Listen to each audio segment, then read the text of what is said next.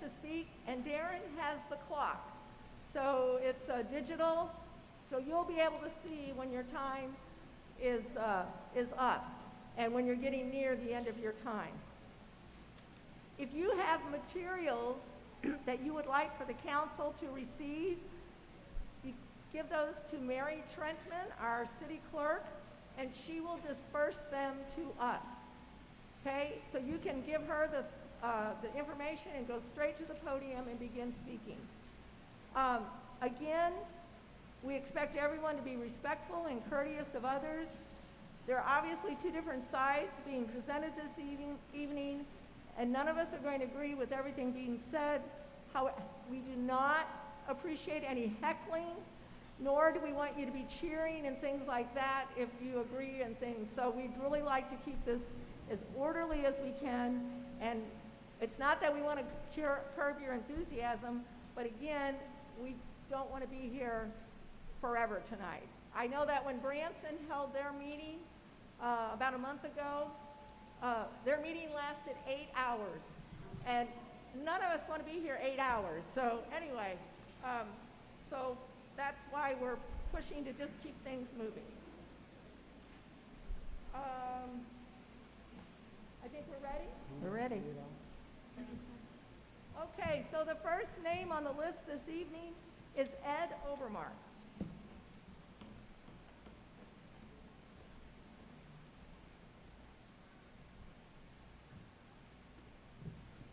Thank you for the opportunity to allow me to address the Washington City Council. My name is Ed Obermark. I live at 682 Greystone Drive in Washington, Missouri. And I have a business in downtown Washington as well. In Franklin County, COVID-19 cases are on a concerning rise. The 7-day average for new daily cases is now up to 19 after being 2 in early July, a 950% increase. Science is doing its best working on interventions.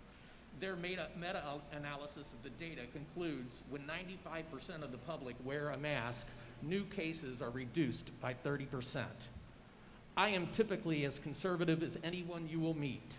I cringe at our national debt, which was raised $3 trillion and apparently counting in response to this pandemic. There was a 32% decrease in second quarter GDP. 80,000 small businesses have already been lost. Persons currently receiving some form of unemployment benefits is 17.7%. What happens next if we don't get control of this virus? As a community, we cannot afford another shutdown.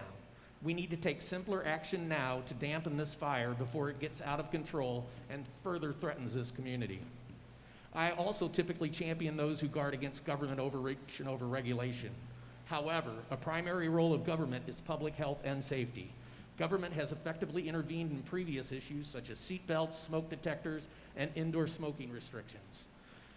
What are we asking people to do? We have been asking our healthcare providers to risk exposure while caring for victims. Some have contracted the virus, and yes, some have died. We have been asking our elderly and our most vulnerable to isolate for months despite their greater healthcare needs and the added risk of depression. We are asking our students and teachers to navigate through this difficult and uncertain time. We're asking our businesses to invest in ways to maintain our economy while keeping us safe. Thank you, Ed. That's it. Thank you. Thank you. Ed, I have one quick question. Sure, Steve. Well, I sure got quiet in here. Ed, I know you're good on statistics and reading, but can you tell me something personally as a doctor, as you are called? Could you tell me in your profession, could the tear ducts in a person's, and you're an eye doctor, correct? Yes, I am. Through the tear ducts of the eyes, could you get this virus? You know, Steve, the answer to that 100%. From what I understand, it can be contracted through mucous membranes. So yes, through mucous membranes it could, because your tear duct communicates to your nose and into then your oral airway. So would it be safe to say not only wearing masks, you should be wearing goggles? Well, I do take precautions with plastic shields, and I do wear glasses, and I do wear shields with some procedures. Thank you. Thank you. Any other questions? Okay, our next speaker is Dr. Robert Halstead.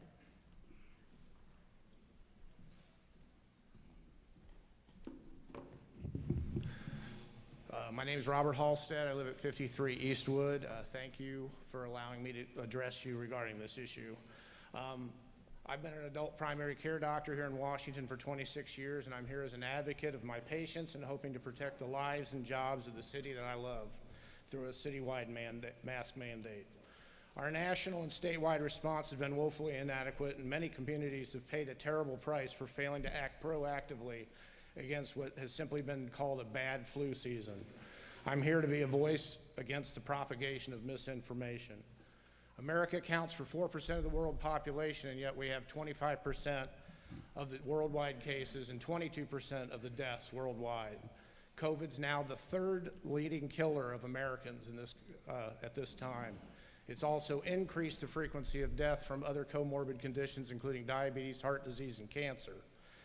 I think it bears reviewing that community mask wearing mandates are not just designed to protect the wearer, but also those around the wearing individual in crowds, allowing other people to travel freely and safely outside of their homes. I've traveled recently across southern Illinois, Indiana, Ohio, transporting my mother back to her home, and I observed face mandates across all of those regions that were well complied with. There were restaurants and gas stations and other things that were wide open and functioning near normal capacities and making things work out without crippling their local economies. I certainly share everyone's frustration over the duration of suffering and the financial and personal burdens that this pandemic has placed on us. Our local numbers, while still manageable, are climbing, and I anticipate they're going to get worse. I've seen it in my own practice. Even one of my own partners is out right now and has been for 2 weeks with the COVID illness. With the intent of decreasing human suffering and protecting the local economy, I ask City Council to listen to the science and implement a mandatory measure recommended by the CDC. Okay. Thank you. All right. Doc, Thank one you. quick question. Any questions? One quick question. Sure. What kind of a doctor are you? Internal medicine, adult primary care. Okay, I should know that, but I didn't look it That's up. all right. Thank you. Anyone else? Okay. Our next speaker is Connie Wisbaum.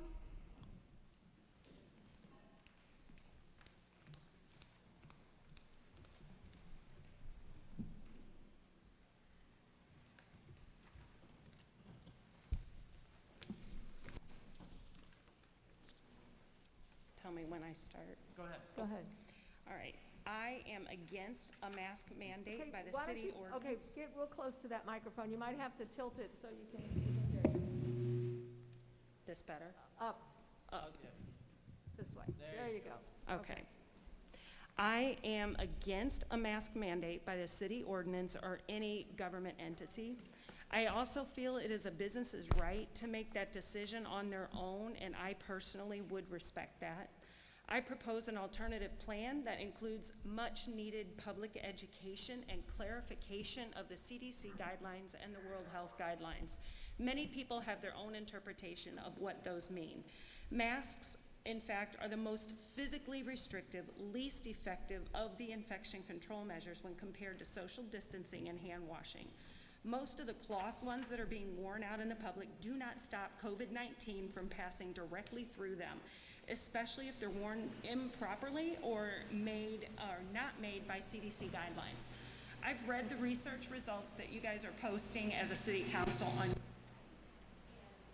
I just lost the microphone. And I have to say it is far from the best available and accurate evidence. I have provided that evidence to the contrary from the CDC and World Health in the handouts that you have.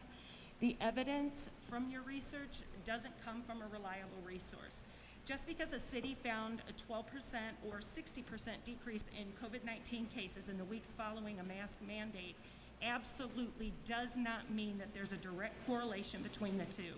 There are so many other variables in a true research study that could have accounted for the decrease in cases. Variables such as the citizens in that city could have been in various stages of the disease course at the time the study began and ended, hand hygiene practices, activities of the people, social distancing. None of those variables were accounted for in those research projects that you posted. In fact, in St. Louis and Kansas City both, masks have been mandated for a couple of months or more, and the COVID cases have increased since the mask mandates were put in place. But again, there are other variables that could have affected those positive counts. Okay. Connie, I'm not sure that you gave us your name and address. Oh, I'm sorry, I did Yeah. not. Okay, can you do that now? Dr. Connie Wisbaum, 257 Little Hickory Lane, Washington. Okay, very good. Does anyone have any questions of Connie? Steve? Not at this time, thank you. Connie, excuse me. Connie, I have a question.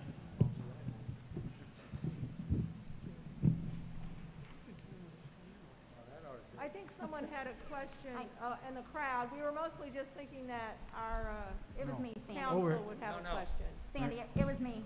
Mayor, Or who was it? Gretchen. Oh, Gretchen, I'm Yeah. sorry. So you had mentioned the data about masks compared to social distancing and hand washing. What about in addition to social distancing and hand washing as a third measure? Statistic-wise, or I don't think that anyone has done those studies. But out of the three, hand washing has always been the most effective form of infection control that there is. Okay, thank you. Okay. Okay, thank you, Connie. Next on the list is Rebecca Feltman.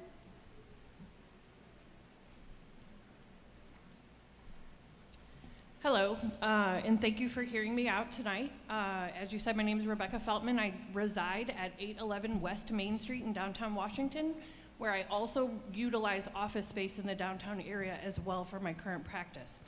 I'm a registered nurse of over 15 years, and I've actually cumulatively spent over 20 years in the healthcare industry. And in that time, I've spent the majority of my time in the operating room as well as the emergency department, especially during the H1N1 outbreak in the past. So I'm well versed in the use of masks and their protocols. And I'm here to verbalize my intent that I am against a mandation of this form, not only for its lack of effectiveness, but most recently, what I actually want to address with you is my work in bereavement and trauma care and the effects that this kind of mandation could have on that community. I understand that we have, considerations for the infection itself, but I think there are a lot of ramifications that come to another population that are being completely negated. So I'm standing here as a voice for a suicidal person who just needs to see a friendly face. I'm standing here for a woman that was raped by someone with their face covering. I'm standing here for a grieving mother or father or other family member that's just struggling to make it through a day and needs to see a nice friendly face. I'm here standing as a voice for children that need to learn and observe nonverbal cues from their surroundings. I'm here for the abused woman or man who needs to relay a message inconspicuously at maybe the only moment they have out in public to call for help. I'm standing here just as all of us who just really need to try and come together in the best way possible, and the only way to do that is to meet each other compassionately for our own decisions. Okay, thank you.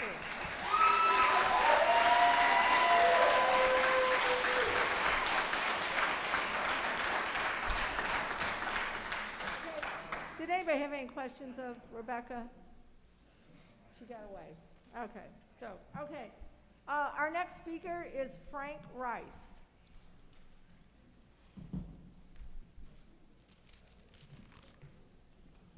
good evening. Frank Rice, Niagara Community, Union, Missouri.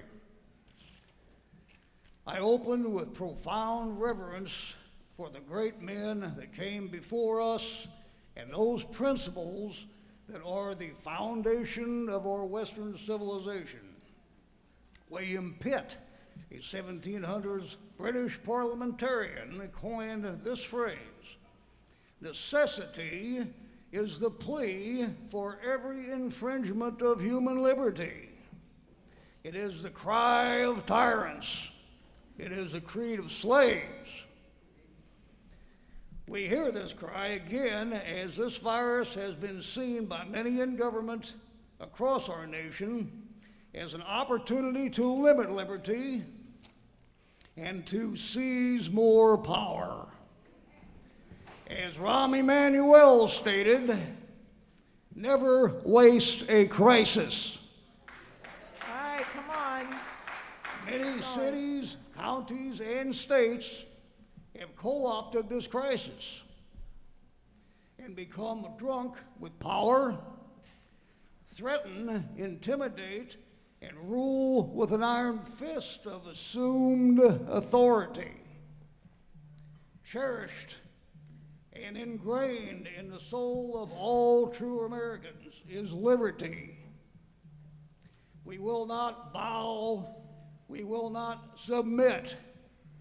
We will kneel only before God, the Alpha, the Omega, the beginning, the end, the first and the last, the I am that I am, and no one else.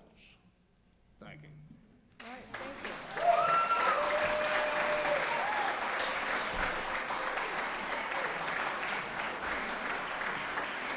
you. Okay.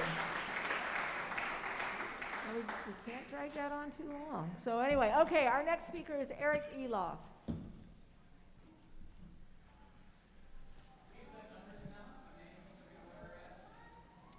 He's number 6. Number 6. Good evening, Mayor and Council. My name is Eric Elof, 901 East 5th Street, Mercy Hospital here in Washington. I hand out for you today 4 slides. On slide 1 is a view of a trend of the rate of COVID in Franklin County. You will see that since July 1st, it has been on the increase. On slide 2, you will see that the rate of hospitalization in your community hospital has been on an increase and is timed with the recent reopening of businesses that allowed for the public to congregate again in close proximity. The first wave that hit in late March involved a lot of nursing home residents who needed ventilation, several of whom died. The second wave is more related to a younger community-based spread of this illness, needing less ventilation but coming in for hospitalization, including oxygen treatment. So I wanted you to know that the community is getting sick and coming to your hospital for care. I wanted you to know that. Now, I don't know that I'm going to change anybody's mind tonight, but I will tell you, if you can't come to an agreement on a mandatory mask ordinance, I would ask you to ponder the benefits of asking your employers in this community for 60 days to require their employees who are serving food, serving drinks, cutting hair, doing nails, to wear masks. It's not a perfect step, but if you're wearing a mask, the possibility that your sneeze, your cough, your saliva is getting on cups, plates, that sort of thing, utensils, is less so. Fewer people will contract the illness, and why not try it for 60 days? We're doing it at Mercy because it makes a difference. And I would think that if you came to our hospital, you would want to make sure we're wearing masks to protect you. And you know what? I haven't heard from one employee who said, That's it. I don't want to wear this mask anymore. Thank All you. right, thank you. Eric. Thank you, Eric, Eric, we have a question. Steve has a question. I appreciate everything you said, and I'm just wondering if Mercy would ever consider tabling together with the city and trying to educate Franklin County on everything that you just spoke about. Well, we're happy to do that, Councilmember Solentrop. We are all about education and getting the data out, not the emotion, the data out. Sure. Thank you. Okay? Thank you. Thank you. Okay, our next speaker, speaker number 7, is Keith. Excuse me, can I ask a question to the doctor? In order to keep moving. I really don't want to start that because I want to keep. Given all the people that are getting the COVID, that's real important. That's what I'd like to know, because I knew somebody that had COVID, they sent them home with no medication, Okay, So how you stop the COVID if you can't give them any treatment? okay. I think That's all I we're got to say. presenting here to us, we'll be, okay, thank you. They'll be available after. They'll be available. Okay, we're at speaker number 7, and that's Keith Radcliffe. Dr. Keith Radcliffe. Good evening. Thank you for allowing us all to express our emotions and our feelings on this issue. It's obviously very divisive. But what I'd like to do is kind of distill it to the science. We've heard a lot of claims. Some of them are not entirely accurate. And that's somewhat understandable. This virus has only been on our world for 9 months. And when it first got here in February, we didn't know a lot of information. Now we do. So I'd like to ask the council to consider time-limited mask mandate in public places for folks who are out in our community. One of the arguments against it is masks don't work. Well, they're not perfect, but they work. There's some examples here if anybody cares to see. This is an N95. It's 99% effective of spreading the virus from me to someone else and from someone else to me. It's very uncomfortable. If you wake up and see a bunch of people with these on, you're probably in our ICU. The most common thing is a common surgeon's mask. It's very effective at preventing me from spreading the virus to you. Doesn't protect me very well, but it's very good for public use and probably the best thing we have right now. A lot of people have sewn masks. Those that are several layers thick with a tight weave like cotton work very well, and this is a good second place. This happens to be the Deathly Hallows from Harry Potter, so a little irony there. This is a bandana. It's probably only good if you're the villain in a Western. It really doesn't help very much. So please consider these things. I mean, civil liberties is at the base of this argument. We all choose to limit our civil liberties in our society. I was driving in today, there's a speed limit sign for 30 miles an hour. I may feel that my liberty should let me drive faster than that, but our town has decided that I shouldn't. And I think that's a good decision for everyone. So the data is very clear. These help. Thank you. All right, thank you. Any Doctor? questions? Yes, sir. Doctor, I have a quick question. If you could elaborate a little bit on the gentleman's question that was over there. And I'm sorry, can you repeat the question for me? The question that the gentleman asked over there, what are they treating with COVID in the hospital? That's an awesome question. Initially, we thought things like chloroquine and azithromycin were effective. They are not. They're not useful. We do know Hey, that stop. an Now, antiviral, remember, stop. Go an ahead. antiviral called remdesivir does shorten hospitalization and help people. That's the one we use most often. Other than that, there are no cures at this point. There is support with oxygen and ventilation and time. Some people recover, some don't. We've lost 19 people already in our community, and that's more than died in traffic accidents in our county in 2017. So this is a serious problem, and it's not getting better. Okay. Thank you, I All appreciate right, that. thank you. Okay. Quick question, doctor? This, I, The N95 filters down to in microns, please. And then tell me what size the COVID particle is, please. The COVID particle is under 10 micrometers, which is an itty bitty little dude. So it's very difficult to filter out. This will filter out about 99% of those. okay, If it's now, wait a fitted- minute, hold on, let's stop this right now. Okay, the group is presenting, our speakers are presenting to the council, okay? And we are listening, and if we have questions, we ask. But we're not gonna get this into a shouting match, and we're not going to be heckling or anything like that. So I appreciate your information, thank you very much, and thank you. Any other questions of council No, members? thank you. Okay. Thank you very much.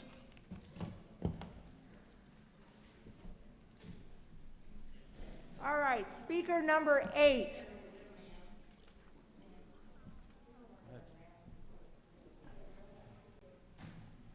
Okay, speaker number 8 is Mark, is that Teumer? Timer. Okay, very good, thank you. German. I should know that. Good evening. We need your name and address. Mark Teumer, Okay, Teumer. all right, very good, 618 Locust Street, very good. Washington, Missouri. Thank you. Proud. I would like to start off by giving you the definition of a mandate. This is in accordance to Black's Law Dictionary. In practice, a judicial command or precept preceding the court of a judicial office or an officer to give a command. I'm sorry, I am not an officer, I am not a soldier, and I am not a dog. I do not take commands. We the people govern the tyrannical government. This is not about the mask, the science, the data, the facts. All proves this is about control. Excuse me. The very people that are telling us to mask our face, that it saves lives, it's for the greater good, are the very people who are telling us to abort our children. That is null and void. I do not put up with that. Neither does anyone else. Excuse me if I'm getting a little nervous here.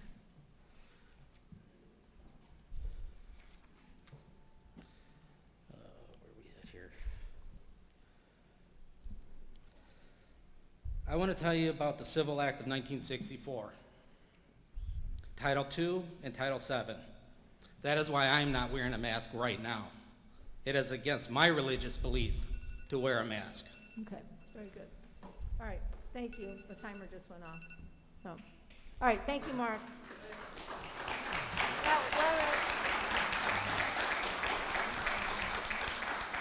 questions? Okay. Our next speaker is Judith Randazzo.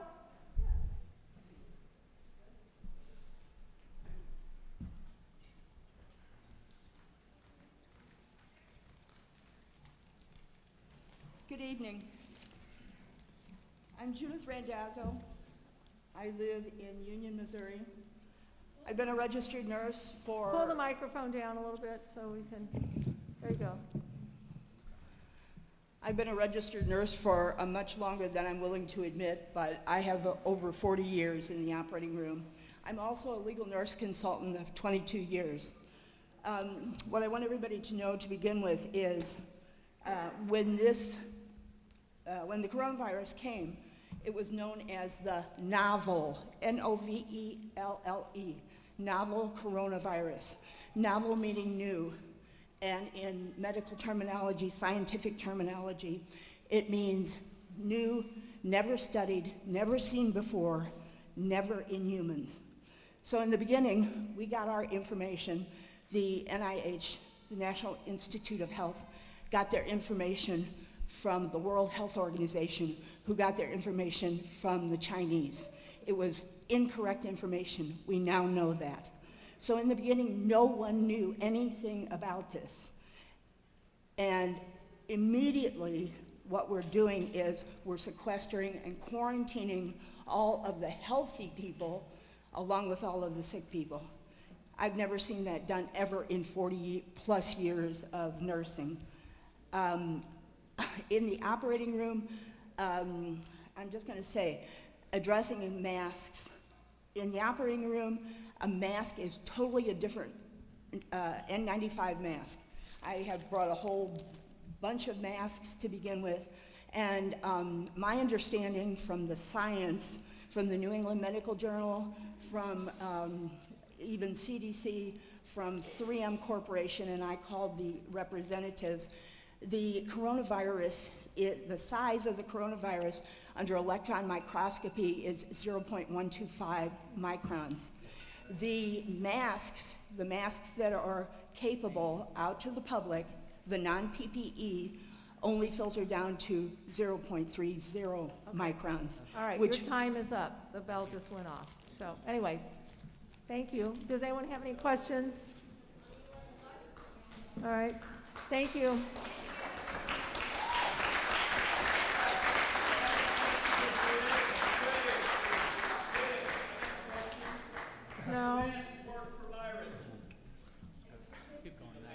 Okay, our next speaker is, we're on number 10, and that would be Trudy Graves.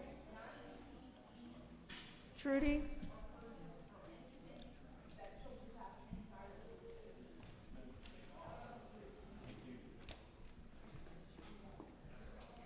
My name is Trudy Graves. My address is 9243 Whiskey Creek Spur in Union, Missouri. You probably are familiar with my name because I am the one who sent the petition and the letter in. You know why I started the petition. You know my concern. I want to thank you for having the integrity, the honor, and the courage to at least have this discussion. You also know the numbers are going up, which means that the 1 case per X amount of square miles is going down. This is your town. This is your home. You are the stewards, and I know that you will act in the best interest of your community. Once you shut out all of the noise, you will act in your community's best interest. Thank you again. All right, thank you, Trudy. Okay. Any questions of Trudy? Okay, thank you. Next on the list is Margie Berger, number 11. She's already on it. These guys are doing My good. name is Margie Berger. I own a business here in Washington called Critter Corral down on 8th Street here in Washington. I just want to start by saying that my father died on March the 13th. When I went to go get his death certificate for some insurance, life insurance, I was told by his doctor at Mercy that when he died, they took x-rays and everything. He was sick from January till the point that he died. It was confirmed he had pneumonia, chronic respiratory failure, which brought on a heart attack. When I went to get his life insurance policy taken care of, I had to have the medical records because it was an early policy. Went to his doctor's office here in Washington at Mercy. They said, can we change his death certificate to COVID-19? Because you know it's been around since November, so that's probably what he got. I said, hell no. He died of pneumonia, chronic respiratory failure. You guys demonstrated that. You showed the x-rays. That's what he died from. So we know that the numbers are being jacked up and they're not correct. I also went to have a colonoscopy done for a wellness with Mercy. And I was scheduled to have it done on August of this year. I called the respiratory because all the news said Franklin County's numbers went up. I just pulled it up a while ago. Franklin County has had 791 confirmed cases and only 19 deaths. That's nothing. And how many of those deaths are truly from COVID-19? So I asked the nurse, I said, well, I'm not sure all this is going up. What's the procedure? Well, you got to be tested. If you test positive, you got to go home for 2 weeks in quarantine, no working, no being around anybody. I got an 80-year-old mother that lives with me. I can't be quarantined from her. So I said, and then what? Well, you come back, you get tested again. If you're still positive, then we got, and I said, what? I said, is this test even accurate? And she's from scheduling with Mercy. And she said, ma'am, no, it is not accurate. As a matter of fact, CDC is trying to redo a new test because this test has had false positives. Okay, good.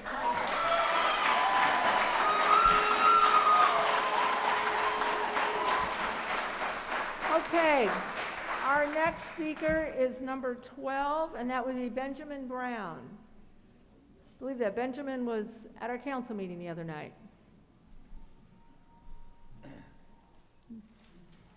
Before I begin my speech, I would just like to say that I am submitting a petition here with 1,145 signatures from the City of Washington residents, customers, and business owners requesting that you vote no on the proposed mask mandate. Such an overwhelming show of support could only mean that the people of Washington have spoken.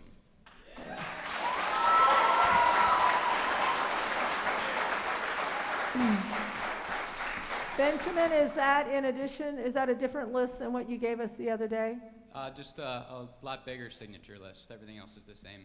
Okay, so it's an add-on to what you gave us on Monday night. Okay. And now I'm getting started. My name is Benjamin Brown. I live at 486 Watermill Drive.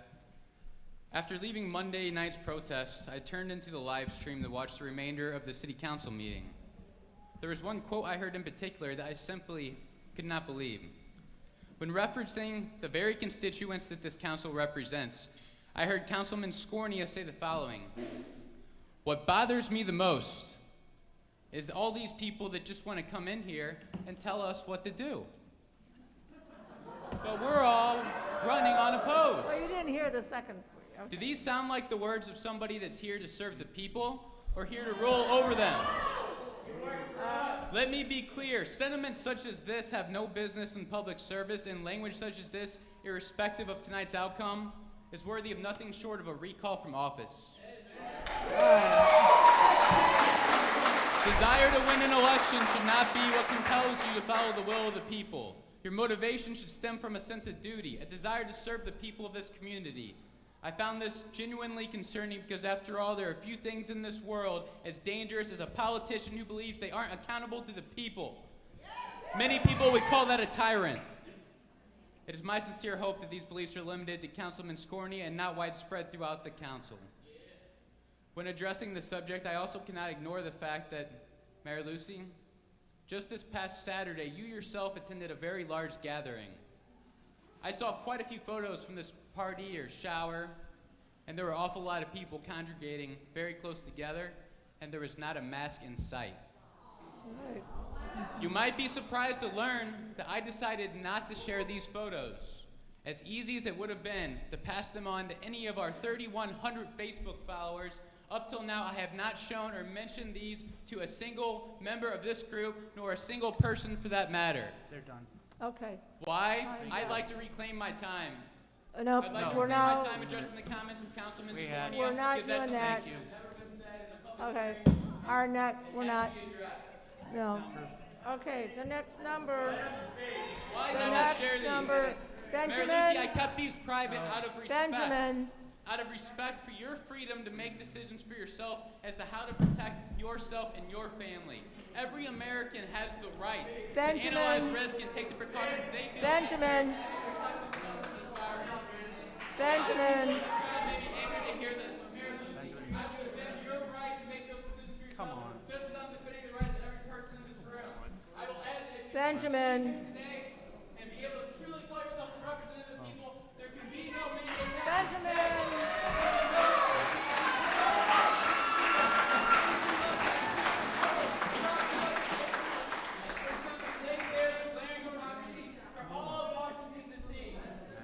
All right. Thank you, Benjamin.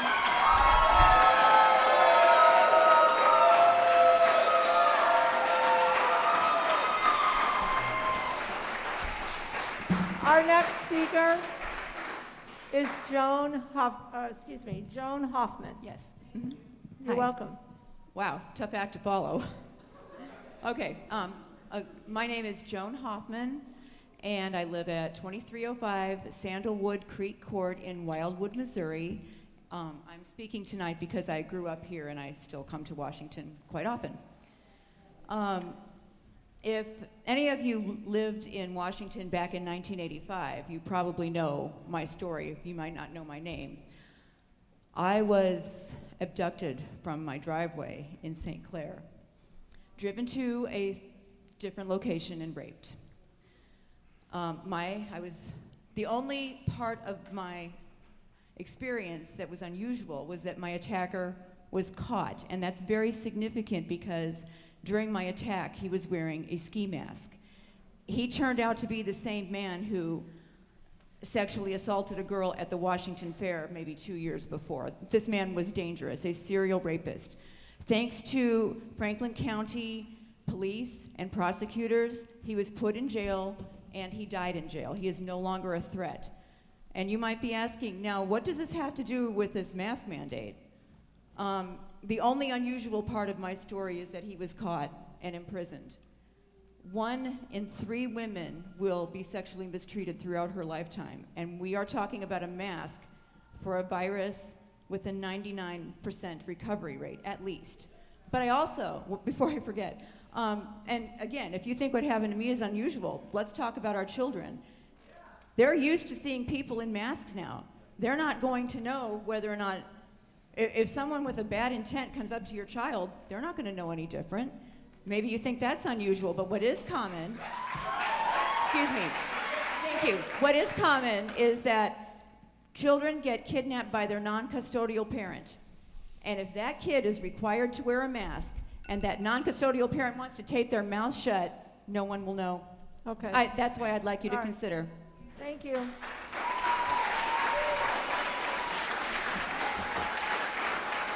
right, our next speaker is Trish Mitchell. We're on number 14.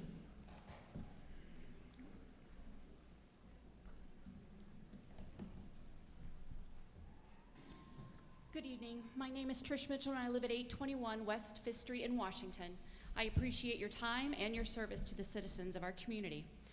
Often the hallmark of a great representative leader is the ability to put personal convictions aside and listen to the voices of those he or she represents. Truly recognizing your representative duties are to realize the voices here tonight are speaking directly to you. Liberty and safety are not always hand in hand, and we must have the courage to always err on the side of liberty. Our founders sacrificed their own personal safety to create this country to be the golden chalice in the right hand of God. There are so many examples of Americans who chose to forego personal safety in the pursuit and defense of freedom. Tonight, we stand on their shoulders. To paraphrase George Orwell, he says, "I perceived in this moment that when man turns tyrant, it's his own freedom that he destroys. He wears a mask and his face grows to fit it. Should you support this mandate, it is not only our freedom you destroy, but your own as well. You too will be forced to comply. Take this to heart and really think, is there anywhere that we can go where our actions won't be posted on social media? You have a great responsibility of making a very difficult decision. Of course, I care about the citizens of Washington.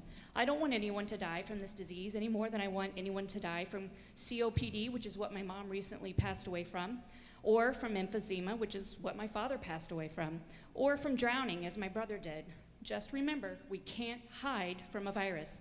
It seems easy to pass responsibility on to the government. However, it comes with a heavy cost, and you were not elected to pass a mandate as intrusive as this. We have all been through a very difficult season. Tonight's vote rests on your shoulders. In the end, your vote will be logged in the eyes of your constituents in one of two columns, for liberty or tyranny. Elected officials should always lean on the side of liberty. I'm asking you to vote no on a mask mandate. Thank you.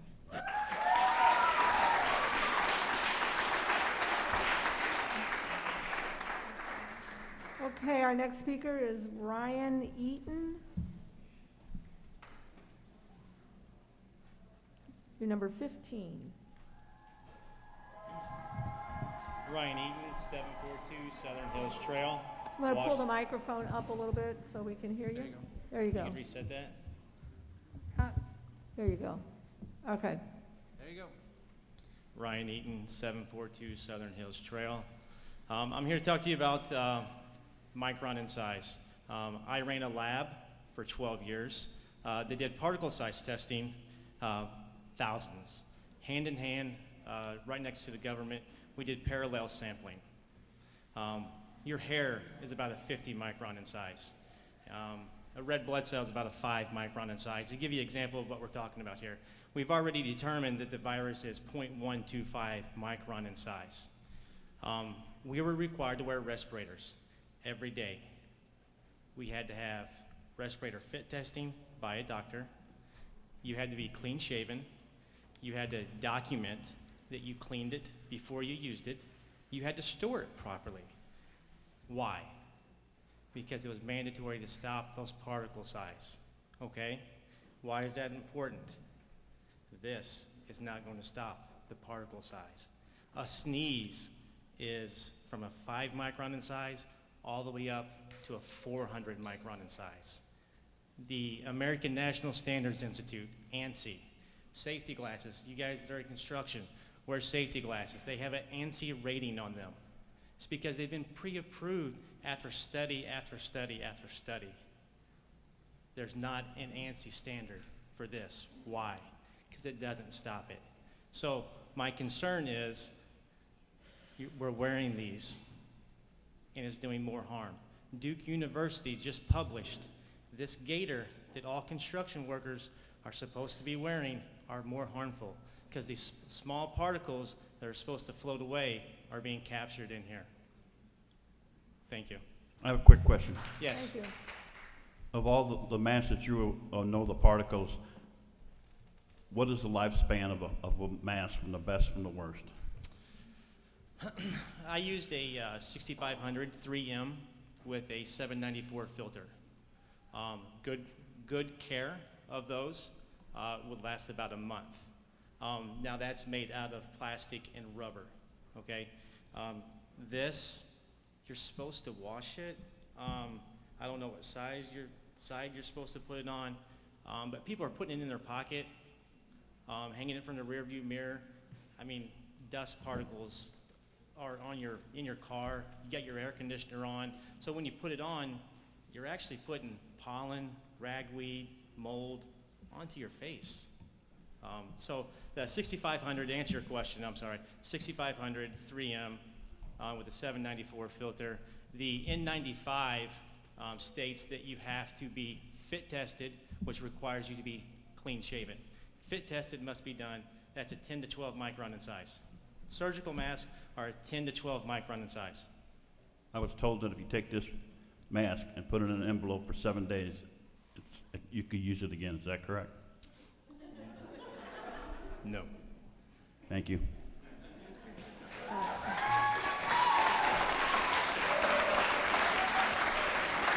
Okay.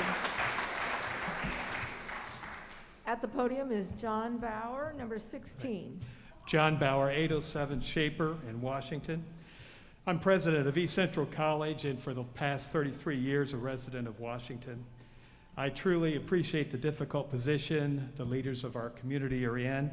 Like you, since March, we've been faced with complex and difficult decisions, and we've done our best without a playbook to make decisions in the best interest of our students, our faculty, staff, and the public.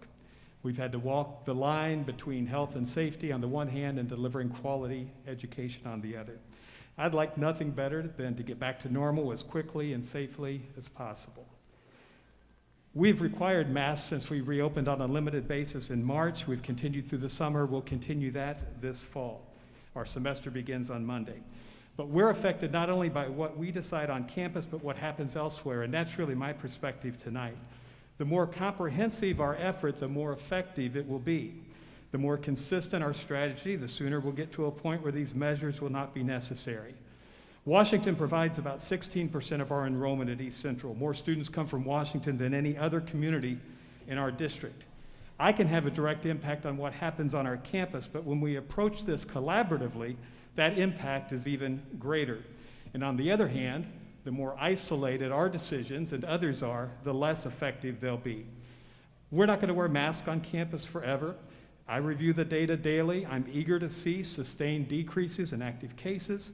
I'd love to see the trend lines go down. I'd love to be able to see no new cases and focus entirely on teaching and learning.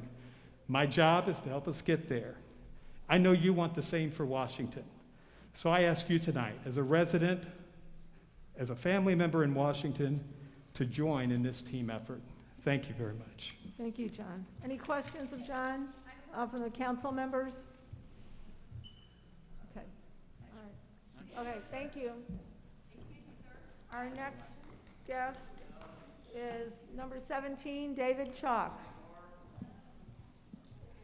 Good evening. My name's Dr. David Chalk. I live at 4687 Du Bois Creek, Washington, Missouri, and I am a physician and lead the physician group here at Mercy, Washington. We're very proud of the care that we've provided to this community over the years. We're not perfect, and that's the challenge of this whole pandemic, is nothing is perfect. We've been learning as we've been moving along, but the data, and we can argue over the data, but the communities that have masked, socially distanced, and hand hygiene have lowered their rates, have bent their curve, and kept people from getting sick and even dying or requiring very intensive health care. We took an oath as physicians many years ago. For myself, 30 years ago. I believe the council members have taken an oath to serve and protect the community of Washington. We're asking that the mandate, again, hopefully a very short time until we can get on the other side of this pandemic, to protect the citizens and the people that visit our fine city from other areas. I think it is very important that you consider the mandate to mask to protect each and every one of yourselves, your family members, and the rest of the community that has been handed up to you to protect. I'm not going to go through more statistics. We can quote the size and the particle size all night long, and there'll be others who have differing opinions, differing studies, but the mandate is to protect the citizens. There's a lot of things we can't do with this virus, but we know that there are 3 things that have been proven in other communities to lower the curve, bend the curve, and minimize the involvement and the illnesses with the rest of the community. So that's all I'm going to say tonight. Thank you. Okay, thank you. Any questions? Okay, all right, thank you, David. Okay, our next speaker is Bruce Sohn, number 18. Bruce? First off, I want to thank you folks for allowing me to speak tonight. My name is Bruce Sohn from 1885 Mill Hill Road, unincorporated, St. Clair, Missouri. Washington is a wonderful community, first off, and to live here, there's a lot of great people in this town. There's a lot of people who have varying different degrees of what they feel about this. You've been fortunate to grow and to thrive over the years. People have made this a great place to live and a decent leadership for the most part, I believe, in this community. Today you're going to decide as leaders, for good or bad, what's going to happen in this community. COVID-19 is not really the issue here, folks, because Franklin County is one of the lowest places in the state with an infection rate. Death here has been very minimal.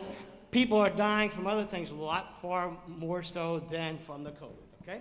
Common sense and good habits are enough for curbing this, and there's not been a major outbreak here in Franklin County. Passing laws against others, God-given rights is not a right thing for you folks to do. You can pass this and lose respect. You could create issues for growth here in your community. You have a lot of businesses that are going to be affected directly by this.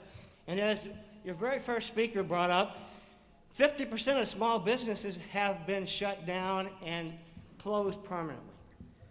And that is going to happen here. You've got a lot of people, and probably some of you folks as relatives have businesses here, small ones that are going to be affected by this. You know, you've gained a lot of chain stores, but your background here is small businesses, and this town is full of small shops. Other towns are going to benefit from if you pass this, because other people are going to, as myself, are going to shop other places. I come here to do a lot of shopping. I have 8 children who come here. They have children. I have 19 grandchildren. Half of them drive and come to this community to do things. Okay, so Am I out of time? Your time is up. I would like to say one thing briefly, real fast. Oh, be quick. Mr. Scarnia, no offense to you, sir, but what you said the other night, I listened very carefully to you. You worked for these people. They elected you. You said you were unopposed. You know why you're unopposed? Because a lot of people had put a faith and trust in you, sir. All right. Okay? Okay. Your time is up. Okay. Your time is up. Thank you.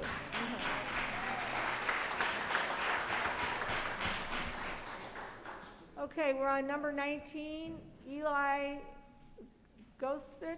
Well, I was close. Pretty close. Yeah, all right. Good evening. My name is Eli Gospel. I live at 257 Decker Road in the thriving metropolis of Labadie. I come to you guys tonight out of concern over this measure. I can sympathize with this decision you guys are facing because there's a lot of passion on both sides of this.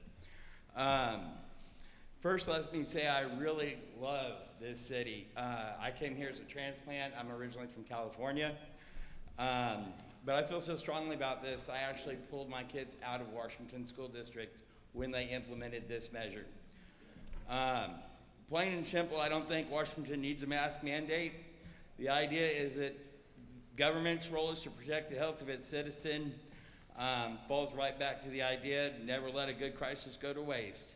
If it were about health, these same people screaming for a mandate would be trying to close down fast food establishments here in the city. As we're all aware, cardiovascular disease is the #1 cause of death in the U.S., Missouri, Franklin County, and right here in Washington. According to mymedicalscore.com, 250,000 people die annually from medical malpractice. Are we also going to protect citizens from these doctors by shutting them down and closing the hospitals too? I hope not. I like my doctor and I want to keep him. Life's about choices and risks. Driving here today is a risk. I risk hitting a deer on my way home or getting in a car accident. Should we mandate and shut down the roads? Speaking of shutting down, the city of Joplin just ended their mask mandate. Not because they eradicated the virus, but because they almost eradicated their economy. Residents and outliers like me avoided shopping and doing businesses there. They went to nearby cities where it wasn't a crime to smile and make your customers feel welcome. Is that what we want to do here? Thank you. Please vote no. All right. Thank you, Eli. Okay, Annie Stanfield, What number is that? that would be number 20.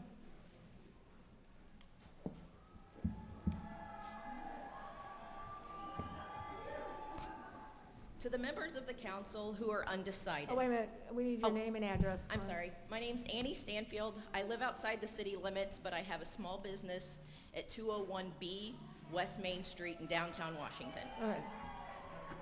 To the members who are undecided, I want to speak to you tonight. I speak tonight as a veteran and as a small business owner. I love serving my country, but didn't like the fact that my body was not my own. The government chose what went in and what went on my body without my consent. When I separated from the Air Force, that was the last day the government got to dictate what went in or on my body. A mask mandate is government overreach on private citizens. Speaking now as a small business owner, you need to trust us. As a massage therapist, my business is built on trust. If my clients don't trust that I have their health and their well-being as a top priority, I go out of business. I don't expect any of you to know what health standards I have to uphold on a daily basis to maintain my license. But the amount of hand washing I do is insane. I have worked without a mask these past 15 weeks since the shutdown ended. I have asthma issues, and wearing a mask while massaging isn't happening for me. I let my clients know this and have had an overwhelmingly positive response. I have been within inches of 162 people for up to 90 minutes at a time. 0 clients have tested positive for COVID. 0. The other therapists next to me that wear masks, 0 clients with COVID. Healthy people can't give a disease that we don't have. The majority of us are walking around without COVID. We don't need to wear masks. Our immune systems are wonderful things. Okay, all right. Thank you. Thank you, the time is up, so thank you. Please trust us. Okay.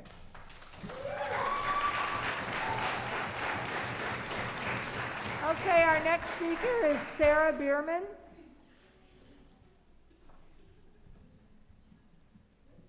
Hello, my name is Sarah Biermann.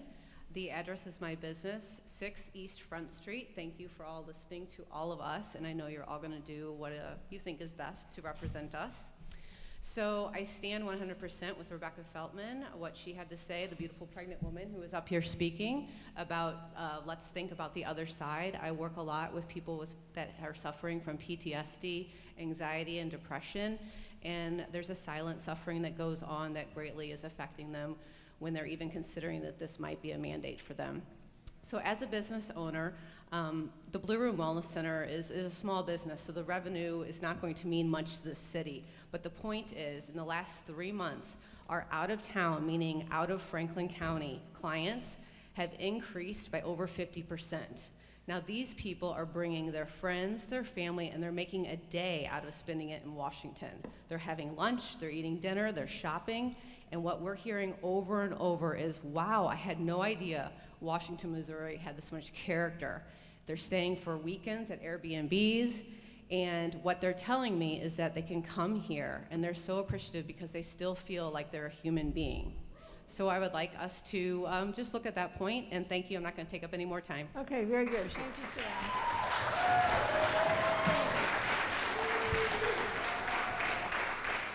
Our next speaker is Crystal King. That would be number 22.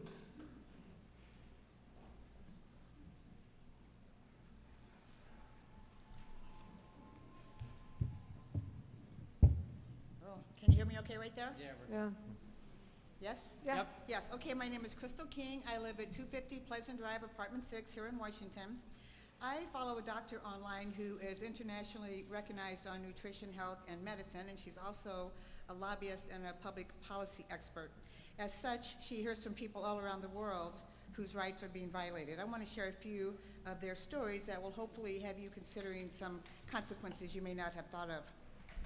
There was a couple in Florida who tested positive for COVID and had to quarantine for 14 days. During that 14 days, a neighbor saw them walking with their dog, called the police. The police issued a warrant against them and went to their house and arrested them. So you have the potential of neighbors, snitching on each other.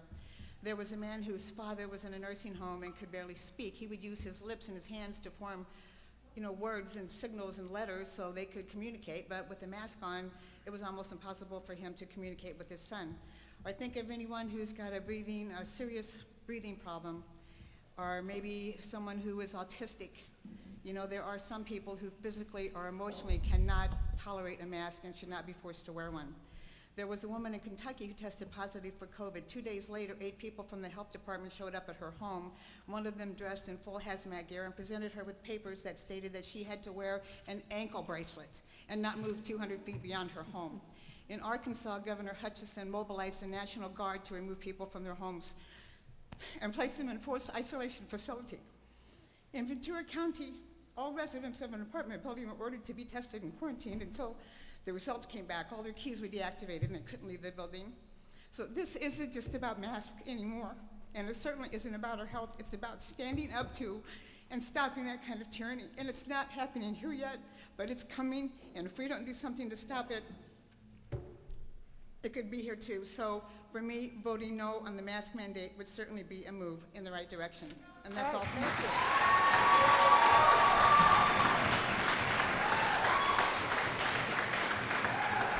Okay, our next speaker is number 23, Kay. You're gonna have to help me with your last name.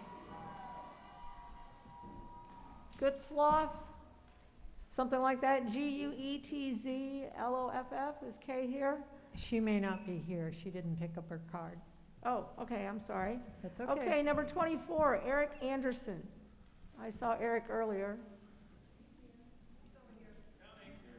All right, there you are.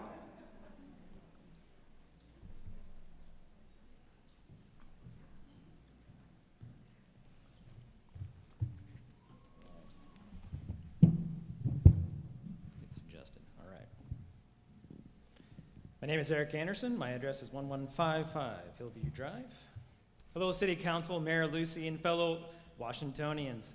Tonight, or a year ago, this would no doubt be a joyous event. I mean, why else would all these people be gathered at the KC Hall, right? A year ago, what may have been celebrating a fun family event or a citywide festival, a year ago, we would have been grinning ear to ear, shaking hands, slapping on the backs, and roars of laughter. You know why? Because this is Washington. We are family. Washington, Mo, is a small farming community, the backbone of America, and that is something to be proud of. Our roots go deep in striving to provide the best community for our families. But look around. We're not here together for some harmonious event. No, we're gathered here because a few want the majority to cover their face and mouth because a man in a box told them to. I don't recognize this town because of the division this group has caused, and this mandate is furthering that divide. What I want to know is, where does your heart lie? I understand this is hard for you in the position that you're all in, right? But what really floors me is the lack of empathy that clearly doesn't go both ways. When was the last time you went to the store and seen the eyes of someone in that store? I have, and do you know what I've seen? I've seen fear. And you should be afraid, but not of this virus, because after all, it's a 99.6% recovery rate. No, the true virus is the fear that has allured you guys into thinking that it is okay to put something over someone else's face and extinguishing their rights and others because it will make you feel safer. Do you know what a negative rights are? That is the one that cannot be infringed upon by outside forces. The government does not grant us the right to free speech. That right already exists. Government is expressly forbidden from attempting to infringe on it, and the Declaration of Independence asserts that all men are endowed by their Creator with certain inalienable rights. Eric, your time is Our words up. and our rights and life and liberty and pursuit of happiness are God-given and not from government and one-size-fits-all Eric. mandate. Okay, I want time to is say up. that my final thing, just give me 2 seconds. Final thing, we are Washington, we are family, and I want to see you guys vote no on this because we want to move past this and not see division carry on any further. Okay, so we'll call our next one. Our next speaker, it looks like she's ready. Sheena Hammock, number 25. Good evening, Council and Mayor Lucy. My name is Sheena Hammock, 577 Austin Drive, Washington. I strongly disagree with this mandate. It is my responsibility to take care of mine and my family's health, not yours. Are you going to call me up the next time I get sick and tell me it's time to go to the doctor? No, because it's not your responsibility. I get why you're considering this. You have people yelling at you from every direction saying to do something. The World Health Organization website says fabric masks are being used by people in public areas, but there has been limited evidence of their effectiveness, and the WHO does not recommend their widespread use among the public for control of COVID-19. However, for areas of widespread transmission where physical distancing is not possible, such as public transportation, shops, and crowded areas, the WHO advises governments to encourage the general public to use non-medical fabric masks, end quote. Keyword, encourage, not force. This mainly applies to big cities with transportation systems such as subways and buses, crowded city streets. This does not pertain to our small community. As of this morning, Franklin County had only 178 active cases. With a population of 104,000, that totals 0.0017%. Washington, 39 active cases, population 22,000, again, only 0.0017%. CDC says masks should not be worn by anyone with breathing conditions, i.e. asthma, COPD, emphysema. Approximately 1 in 8 Americans suffer from one of these, and I am one of them. The CDC says people with disabilities and mental health conditions, depression, anxiety, bipolar disorder, dementia, autism, PTSD, they shouldn't be wearing these. Approximately 1 in 5 Americans suffers from one of these disorders. This whole mask nonsense has already caused so much division and so much disrespect towards one another. Mask shamers are already harassing non-mask wearers in public. Even my husband was harassed walking into a polling location. Not only was there no sign saying masks had to be worn, but the poll workers were not even wearing them either. How do you think people are going to act if there is a mandate, if they're already acting so disrespectful? How are you going to protect people from being harassed that would be considered exempt due to a medical condition? Sheena, your time is up. Thank you very much. Okay, thank you.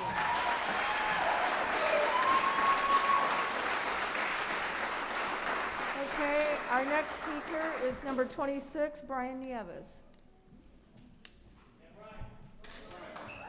So first of all, let me just say thank you to each and every one of you. I know that there are members of this council that I don't agree with, and yet I still respect what you do. I respect the decision that you're going to make. We can disagree vigorously when it comes to policy, but that doesn't mean that we can't be friendly.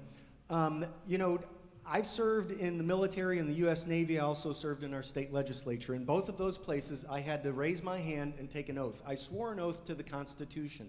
It's the same Constitution that you've had to swear an oath to as well.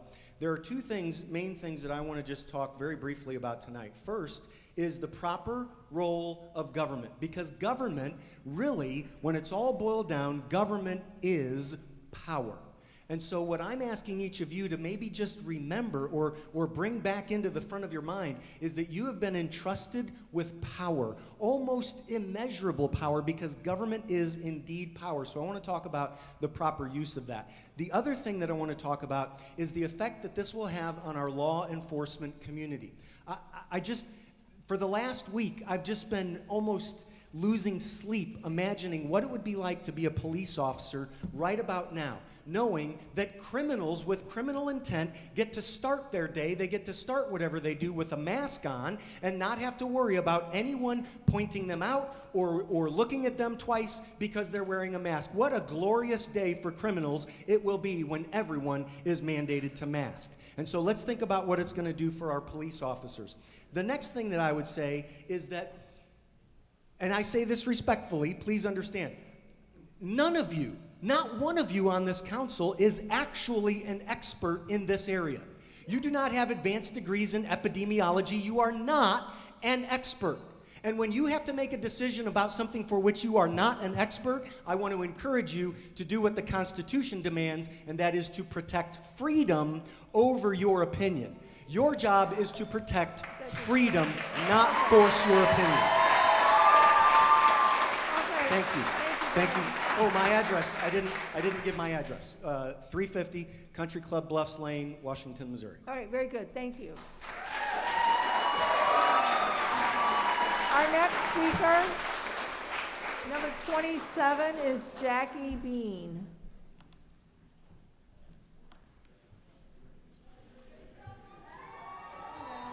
My name is Jackie Bean. I live at 2420 East 5th Street in Washington, Missouri.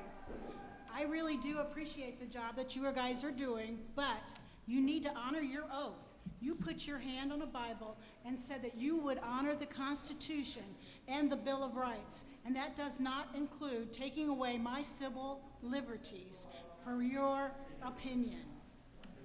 If you choose not to wear a mask, that's fine with me, and if you choose to wear one, that's fine with me. But I don't think that you should infringe on my civil liberties. Please, if you cannot vote on this without a shadow of a doubt, like if you were in a court of law, then you need to vote no. Thank you very much. Thank you, Jackie.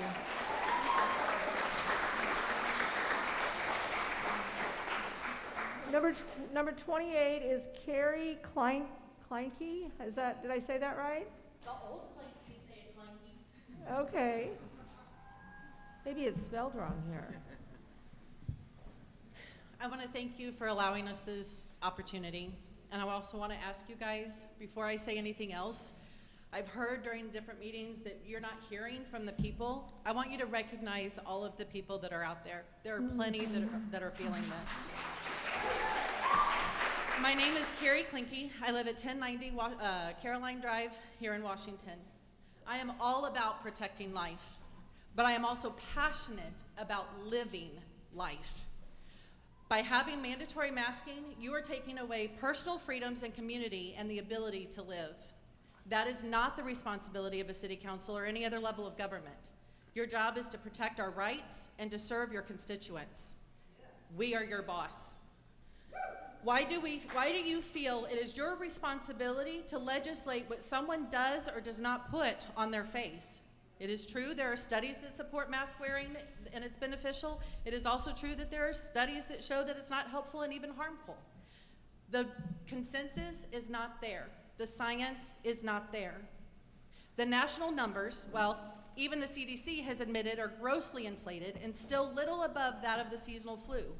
I ask you then, when COVID passes and is not the driving force of the biased mainstream media, when the seasonal flu comes around, as it will, and are we again going to force masks to protect the masses? The virus isn't going anywhere. Where do you draw the line? Where do we take masks away? Is this just the new normal? I ask you that's not. We may never know, there are many who will never be tested, and so even the numbers we have are skewed. Even with that, the statistic shared this morning is that there are currently 39 active cases in the 63090 zip code, with a population of over 22,000. That would mean that less than 0.17% of the population is affected. 99.83% of our population is fine or is handling the illness with little to no effect. Is this worth setting a precedent in the city of Washington to strip basic rights of what we wear on our face? Carrie, your time is up, I ask you Carrie. to see this and back Carrie. away from government overreach. Your time is up. Thank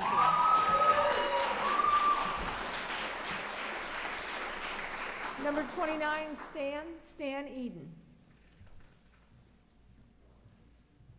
Hi, everybody. My name is Stan Eden. I live at 165 Riverside in Labadee. I have a working farm there. Do you want to raise your microphone just a little bit there? There you go. There you go. Okay, we good? Mhm. Yep. Okay. I have a working farm there. I grew up in Ellisville. I graduated from Lafayette High School in '75, and I moved to California for 42 years, and I'm back here for 3 years fleeing the tyranny of California, the insanity.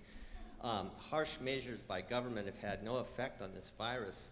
While there's been tremendous cost to our people and our society and the losses of freedom, income, family, community, as well as a terrible mental and physical health. The Hong Kong flu, H1N1, SARS, Ebola all ran their courses without mask mandates and other draconian measures. A mask mandate will exacerbate the us versus them attitude that is escalating in our community. A mask mandate will hurt the downtown riverfront of the city of Washington. Walmart, Target will be fine, but what about the shop owners that have put their faith and money into the city of Washington? Government agencies have been inconsistent and dishonest in their reporting, as well as the extreme media bias, propaganda, and fear-mongering that has some Americans thinking millions of people have died. The story changes often. There is no consistency. How do we know the truth?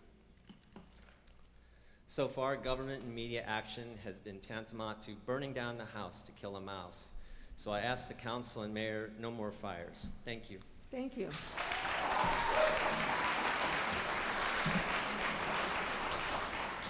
We're at number 30, and that would be Gabriel Bachhorst.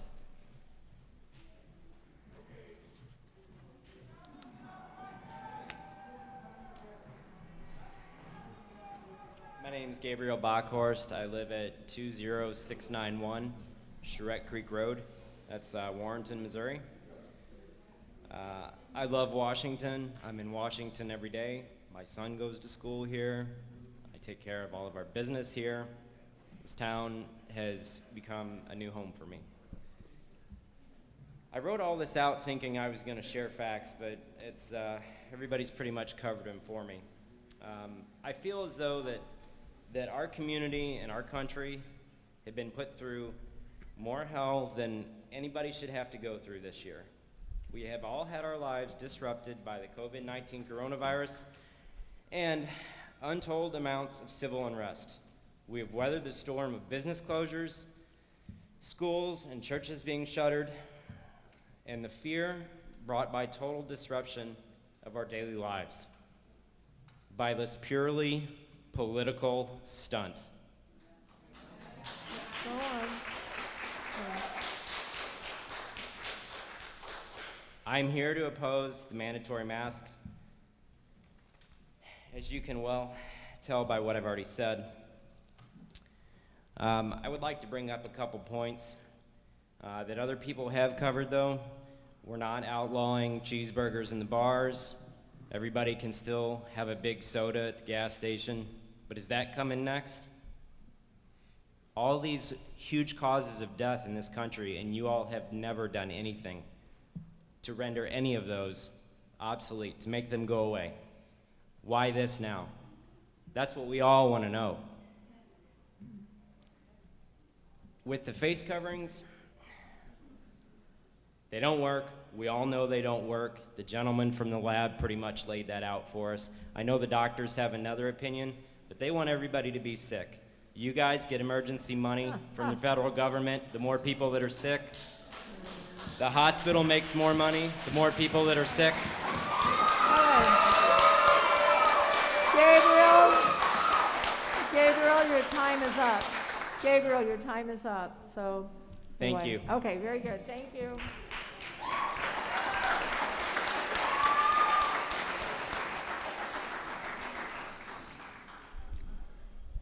This must be Barb Wallach coming to this podium. What's the Yes, number 31, Barb Wallach.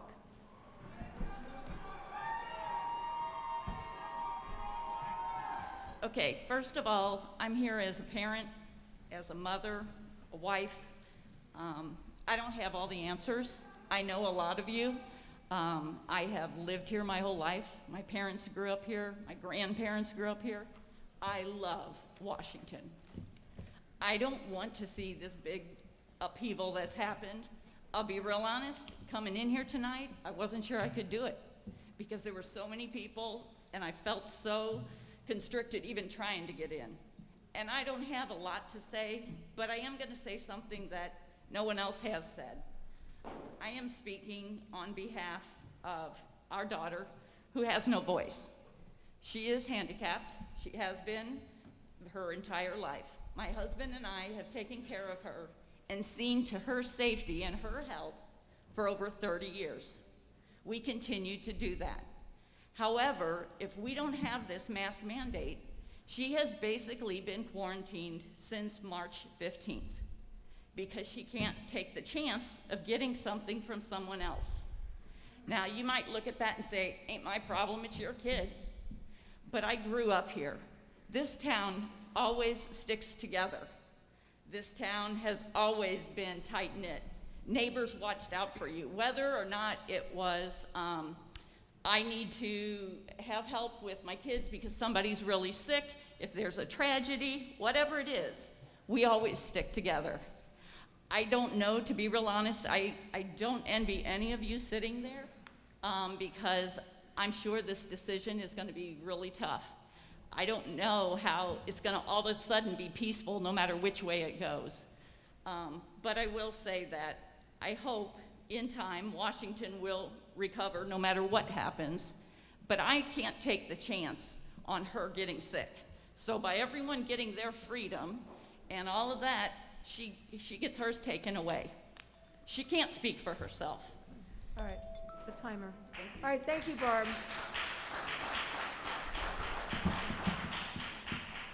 Our next speaker is number 32, Dave Holdmeyer. I'll try to be coherent but not repetitious. Something that I thought would be off of what has already been heard. My grandfather was a third ward councilman in 1943, and he passed on his copy of the 1942 revised code to me. And I want to read a paragraph, section 205. It says, "It shall be the duty of each and every practicing physician in the city of Washington to immediately report to the Secretary of the Board of Health each case of smallpox, typhus fever, yellow fever, cerebral spinal fever, cholera, chickenpox, mumps, whooping cough, which he may be called upon to treat within the city limits." And then it goes on to spell out what tools they got in the toolbox to take care of this, and there's one, mandatory quarantine. I would like to see the City Council and the City of Washington add to the toolbox in hopes that mask requirement would negate quarantine requirements. I think that would be the more serious problem for the City of Washington and businesses therein.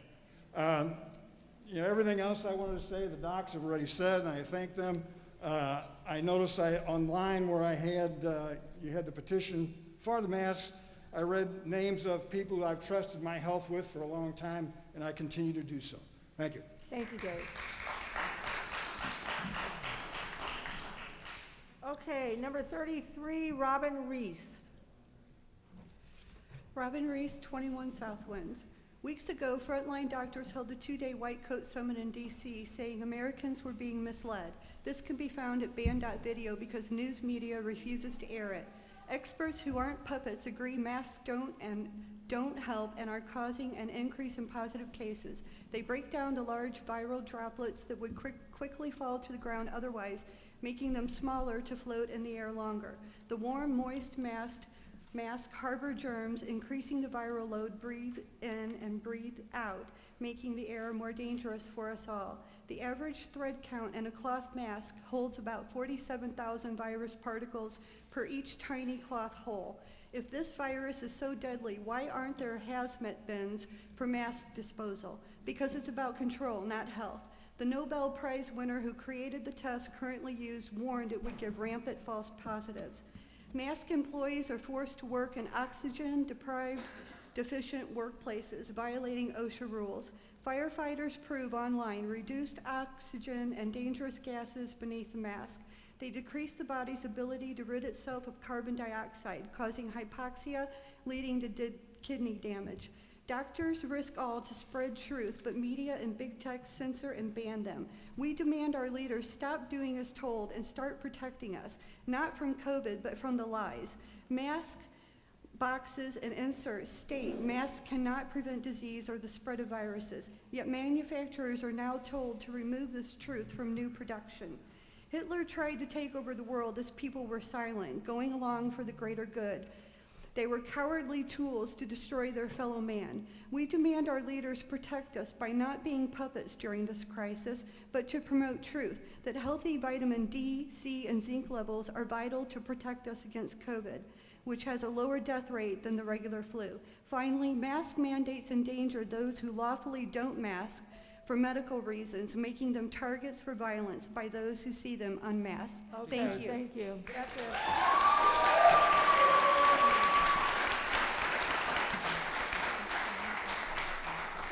Number 34, Michael Bandowski. Did I say that right? Bandowski. Oh, it's a band. Long Irish name. Yeah, okay, Bandowski. All right, I see that N instead of an R. All right, thank you.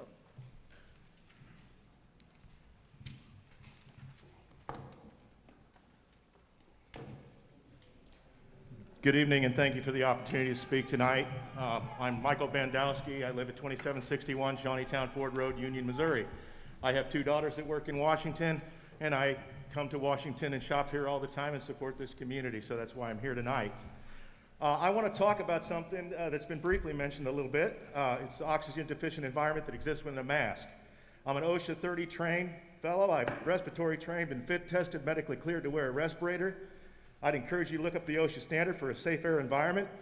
It states an atmosphere with an oxygen level of 19.5% to be oxygen deficient and immediately dangerous to life and or health.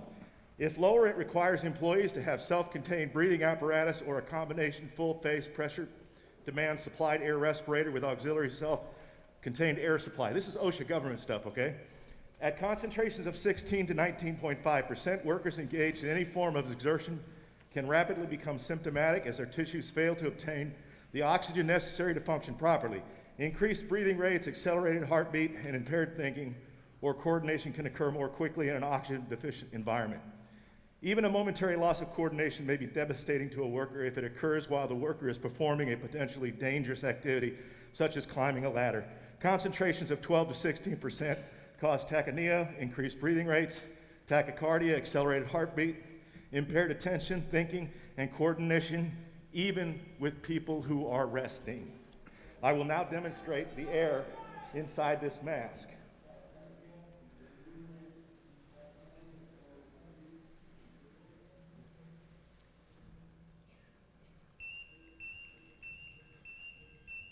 What you are hearing is an alarm going off that's telling me that I need to get out of the area that I'm in right now because I'm in an oxygen-deficient environment right here inside my own mask.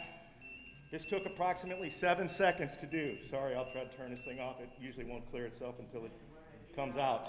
16.3%. All right. Inside an N95 mask. Now, the significance of this Okay. Let me tell you one thing, Mayor, please, this is very important. All I'm right. concerned about people's health. All right, Okay? your This time has a is valve up. on it. It expels my air more You're- quickly than most of the masks you all are wearing tonight. That's what's very important. It still went off as an Okay. oxygen deficient. All right. Thank you Thank for you. your time.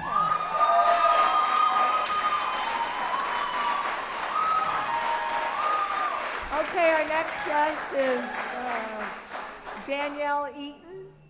Dr. Right? Danielle Eaton, thank you. I'm sorry? My address is 742 Southern Hills Trail, Washington, Missouri. I could stand here before you tonight and talk about doctory stuff that you might expect from a doctor.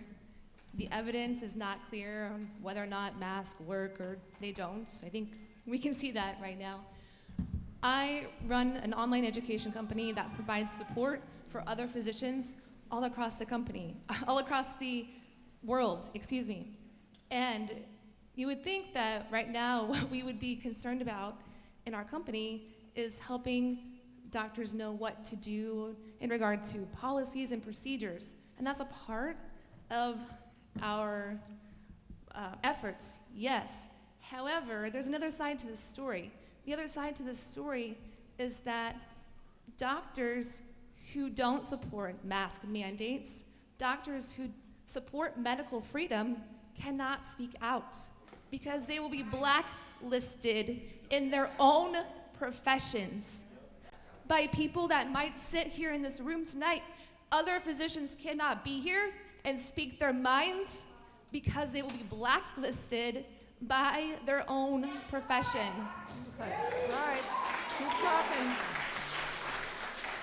I've only lived in Washington for 3 years. I don't know you. I hope that one day I do know you.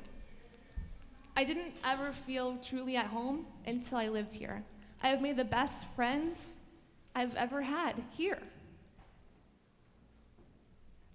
This letter was written by someone in our community. It has over 400 signatures on it, but she can't present it to you because of the fear that she will be blacklisted, that her family will be blacklisted for speaking up against this. Thank you. Good. Thank you.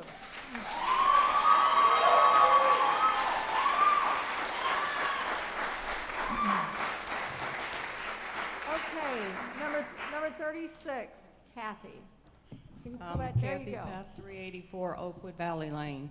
Okay. I use a vapor cigarette. I ran an experiment with my mask in front of the bathroom mirror.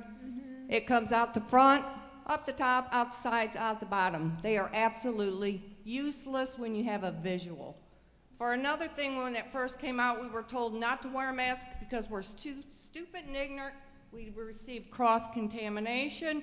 We were to wear it one time and throw it away. It would cause us to mess with our faces too much. And if our spit's so dang dangerous, why can't we spit in a cup to get this test rather than having Q-tips crammed up our nose?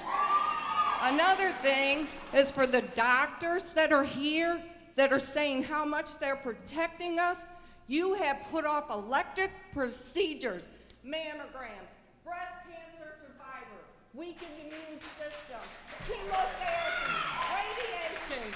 The endoscopies are being ignored, the colonoscopies, the pap smears. Don't tell me you care about health. Are those deaths going to count too? All right, thank you.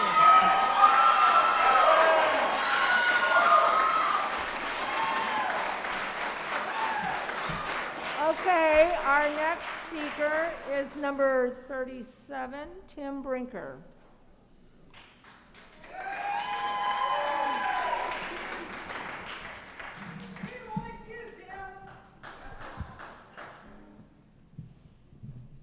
Hi, good evening. Tim Brinker, 1330 Regina Drive, wonderful Washington, Missouri. I've served this community for 17 years on the city council. I've served our county since January 1 of 2013. I'm vice president of the County Commissioners Association of Missouri. I was elected by over 300 of my peers to that position to serve in that regard. I'm on the St. Louis Regional Pandemic Task Force as it relates to COVID-19. Dr. Alex Garza leads that task force. He's the head of SSM in terms of medicine. I get a lot of information from a lot of people. We glean a lot of information from a lot of people, just like you guys are doing. We chose at the county level here in Franklin to allow these personal freedoms and choices and the education we provide, and is provided through all the agencies we're in communication with, to allow folks to make decisions to protect themselves, their health, and their families. I understand that we definitely need to protect those at the most highest risk, those most vulnerable. COVID is Satan's lot, and we just have to battle it, and we will. But if I felt that a mask mandate from a governmental entity was the fix, we would have done that at the county level. And what we need to do is make sure we educate to the fullest degree. And as I stated Monday night at the council meeting, we have a massive ad campaign that is just getting underway, and we will be hitting all media with all necessary educational measures to take and to make sure this goes away. The thing I have a question for you that I get, Mark's not here, but maybe Darren or Sandy, one of you could answer. What if with the mandate of the ordinance before you guys tonight, is there a time frame? Because there's no date of implementation and there's no date of expiration. What is the threshold that the city of Washington considers a safe threshold for positive cases? Because COVID's not going away, and people are going to continue to contract it and die.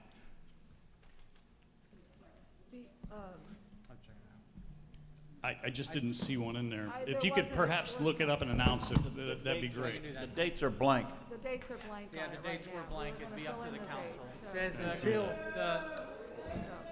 With that, Excuse me, thank you. It says until rescinded. That's Right. what it says. With that, I really am grateful for this forum, and on behalf of all of Franklin County, thank you, City of Washington, but please vote no against either one of these things. Thank you.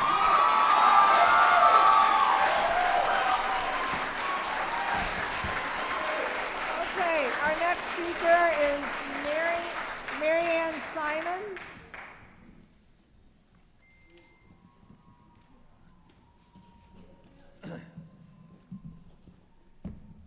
Hello, good evening. My name is Marianne Simons, and I live at 2900 Thoroughbred Drive. I own a small business here in Washington. I'm a skin therapist, and I'm so thankful to be able to share and speak. I just wanted to share that, as you can see, I have a mask, and I wear this for those clients that are very sensitive, and they believe I have respect for all people.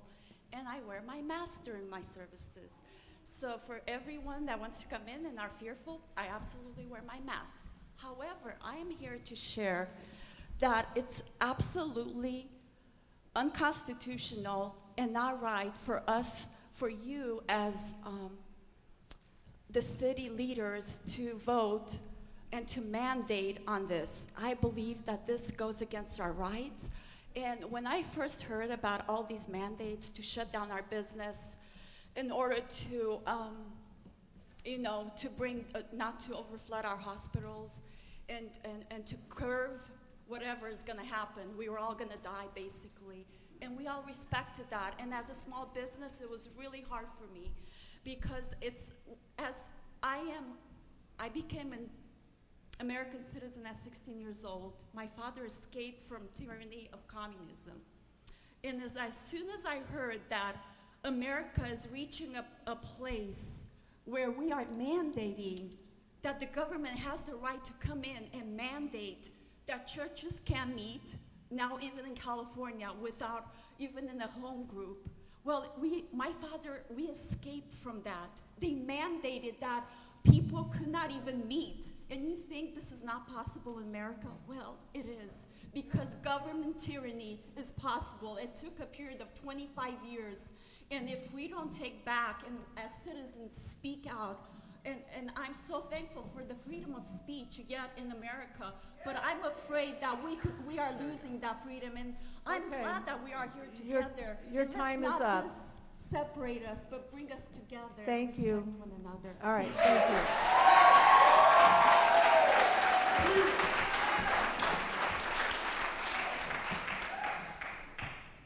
Number 39, Amy. We'll have to pronounce your last name. So, Corona. Yes. Okay.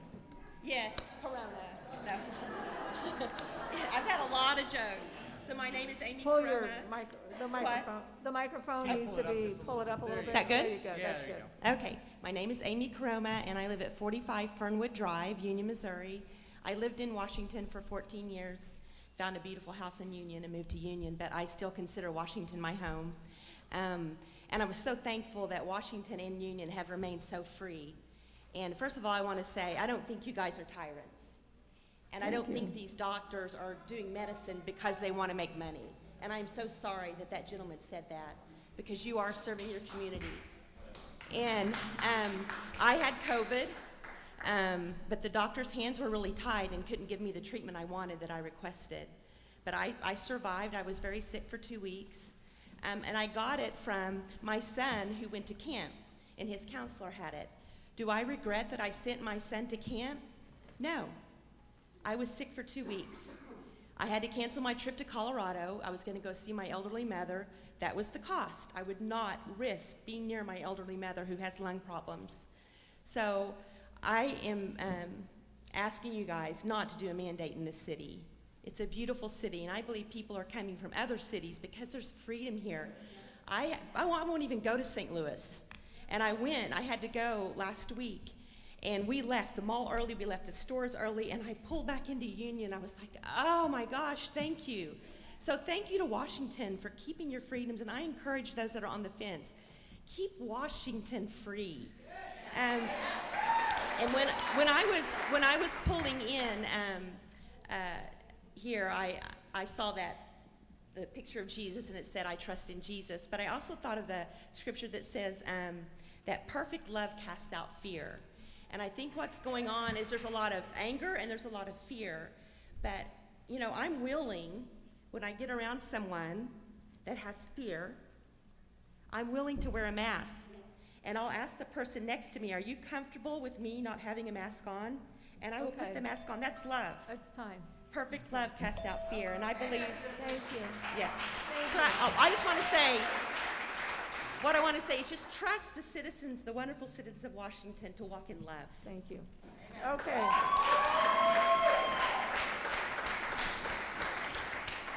You must be Heidi. Yes, and if you'll wait a second, as number 40, everyone's going to say, but as number 40, I'm going to wipe the podium down. Very good. So they're here. That's why they're here. So if you'll just give me a second, Darren.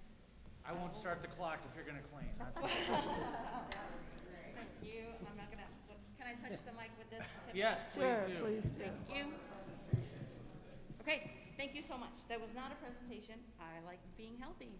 All right. Hi, my name is Heidi Knuckles. I'm at 21 Berkshire Drive, Washington, Missouri. I would like to point out that unfortunately, someone said that Sandy Lucy in her private time had pictures with her mask off. I would like to say that I am required to wear a mask at this meeting, and I would like to say, Councilman Patke, I don't have my glasses on, Councilman Sumlintrup, Councilman Horich, you are not wearing masks, and that is what is required of everyone. So we're talking about rule compliance. There's science, there's emotion, there's everything. But let's think of this about layers. When I send my child out on I don't know if it's gonna be cold or hot, right? He wants to get on his bike and his shorts and go to school, but you know, it's probably gonna be colder later that day. I put him in layers. So if you want your children to go back to school full time, put on layers. This is an added layer. We're cleaning, we're, stores, Walmarts, but everyone is afraid to enforce it. Who is enforcing? Why don't you have to wear one? Also, if we keep the layers, we have hand washing, we have social distancing, and mask wearing. Those are our layers to prevent. And if we're going to not wear them and not protect ourselves from each other because of it is not known, there is so much unknown. I'm not an expert. I'm not expecting you to be experts. We have had experts talk. I love what Dr. Bauer said about collaboration. This is about community. This is about collaborating. If we can collaborate together, we can get our businesses open, we can get our kids back to school. But this outright defiance of recommendations right here, this said, masks are required. Masks are required by everyone attending public meetings. Masks are required. I'm out of time, but I'm going to sit right here. I'm not going to leave to my cheering, and I'm going to watch and support your vote. Thank you. Number 41, Patrick Brown.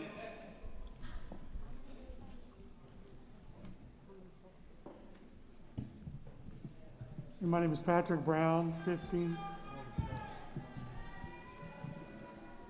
My name is Patrick Brown, 15 Rebecca Court. I appreciate being able to come and speak to you all tonight. I hadn't intended to come until I heard about it today. I'm here to honor you all for making these hard decisions, but also Jasmine Dixon in St. Louis area. She was the first person to pass away with COVID in March. Almost 6 months to the day today. It's very moving because people will ask me, do you know somebody? Yes. Have you known people that got sick and didn't recover? Yes. This pandemic is unknown. That's the problem. And everybody here spoke eloquently with valid points on everybody. And I appreciate that. But it's a real issue. So when I go to a restaurant and I go to the carryout and I'm there with my mask and my Sturgis hat, I get really strange looks. Okay, that's fine. When I go to other stores and I have my Red Cross hat on, no looks at all, it's fine. Because it makes sense, right? But a biker shouldn't have a mask on. That's what has happened in this country.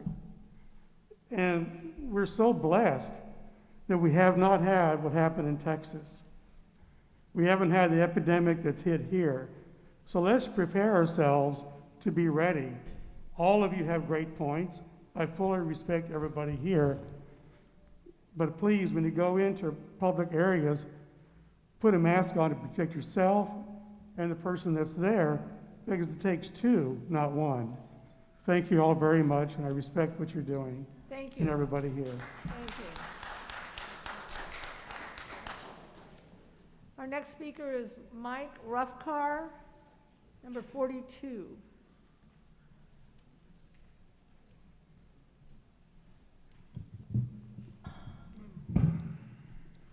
Hi, thank you. My name's Mike Rufkar. I live at 3 Winchester Court, Washington. I want to thank you all tonight for letting me talk. This is fun, isn't it? I know you all have a tough decision. You have an ordinance and a resolution before you, okay? Both are written very well. One, though, is a suggestion. The other is actually an action, okay? That's the difference between the two. It's like our founding fathers, if you want to look at it like that. So suppose they sat down one night and said, oh, you know what? I think we ought to do something about the king ruling us. I think we ought to just really get rid of that guy and make our own country. And then they all went home. Okay? Well, that was a good idea. Okay, we're all gonna support that idea, but they stayed with the king, right? That's all that happened. But no, they didn't. They made an ordinance, all right? They actually did, and they had action on it. They took action, which is what we need. We look to you guys. You can have the hard task. We don't come to you for easy things. We look to you for hard answers, okay? Not popular answers, hard answers. That's what we need help with. We can figure out the easy things on our own, but everybody in here, this is polarized so severely because it's an emotional, people have ideas and feelings about all this stuff. It's not based on facts necessarily. It's not like that, okay? So please, please, separate all this out and understand that we are coming to you with a hard question that we need an answer to. And we need you to act on this responsibly and what is the best interest for us. Thank you so much. Okay, thank you, Mike. Number 43 is Tracy Conley.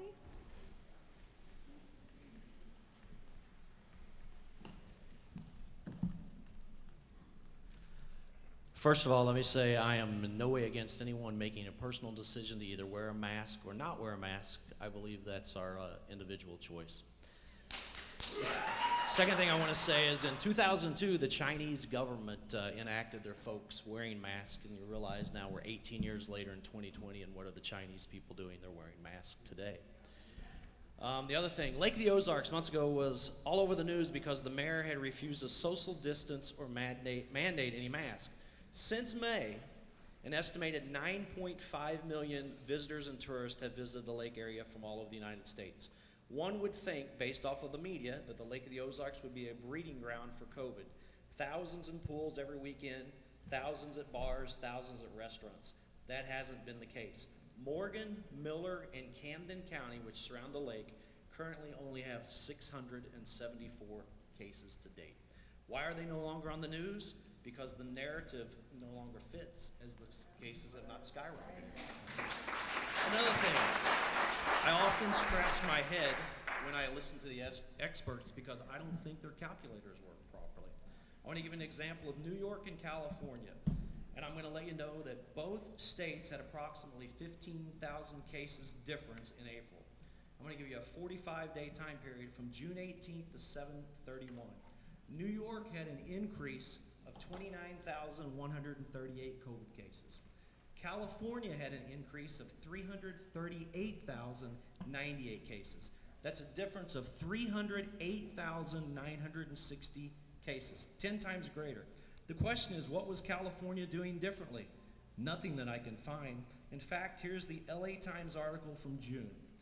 Governor Gavin Newsom on Thursday ordered all Californians to wear face coverings while in public or in high-risk settings, including when shopping, taking public transportation, seeking medical attention.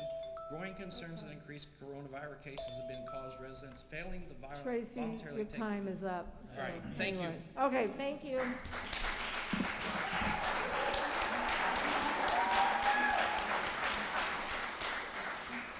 Okay, number 44, Bob Hillerman. Mr. Hillerman?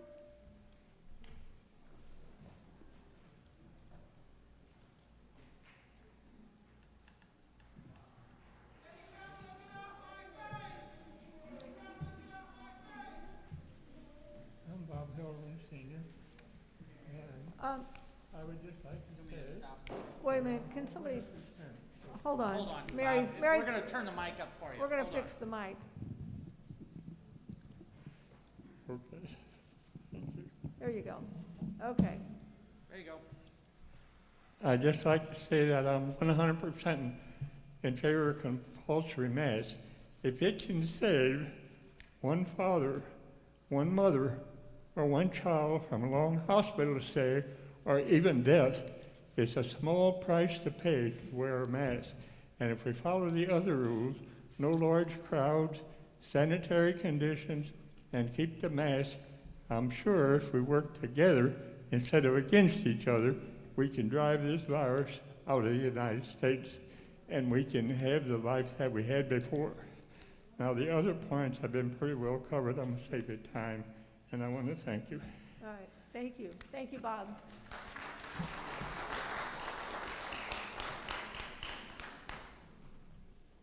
Betty Porter. Number 45. Take your time.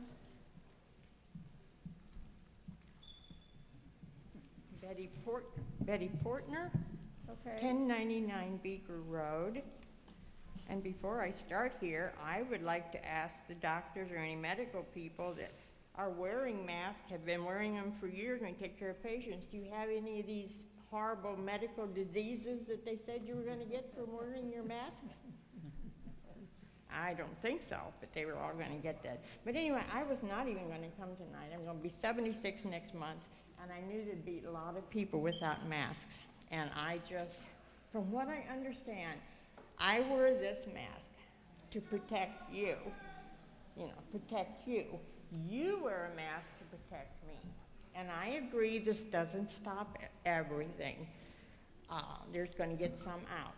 But between you wearing one and I wearing one, we're going to stop a lot of it, whatever junk it is that's running between us. You know, and why wouldn't I want to keep friends, family, neighbors, even strangers safe? I was told one day that a man wouldn't wear a mask at a place he was supposed to, that it wasn't his obligation to keep anyone else healthy. And I just thought, how inconsiderate. No one likes wearing these. I don't like wearing it. But if I can keep, like Jill said, one person from getting it, it's worth it. If we don't, you know, if I can keep them alive, I don't even want to know I put here, but it's very inconvenient, and that's what I wanted to say. I wear it for you. You need to wear it for me. All right, thank you, Betty. Thank you.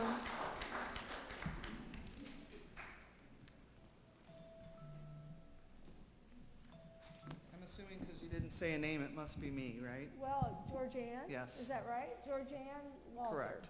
Yep, my name's Georgian Walther. I'm 1621 Pottery Road.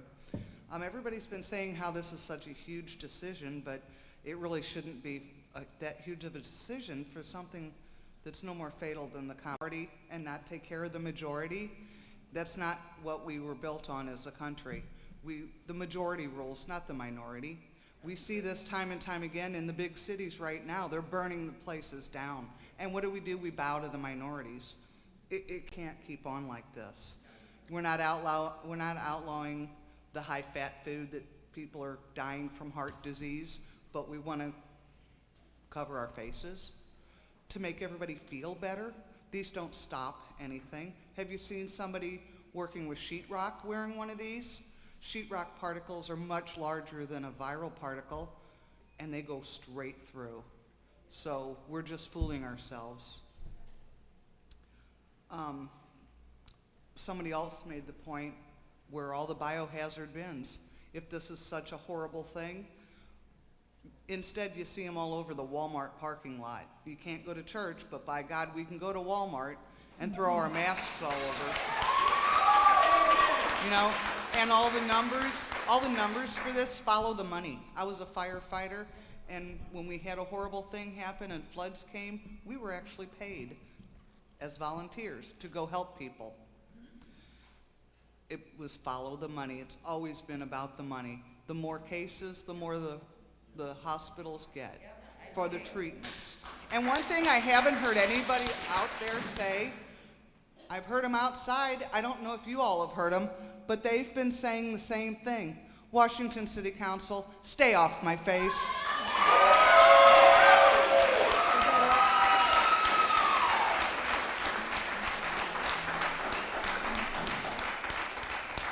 Okay, and our last speaker for the evening is Ronald Coleman. Is Ronald Coleman from New Haven, Ridgeway Drive. Must have changed his mind. Okay. All right, well, that concludes our speakers. Did council members have any questions of anyone, speaker-wise or anything at this point? Yeah, I'd like to call up Chief Menifee, please.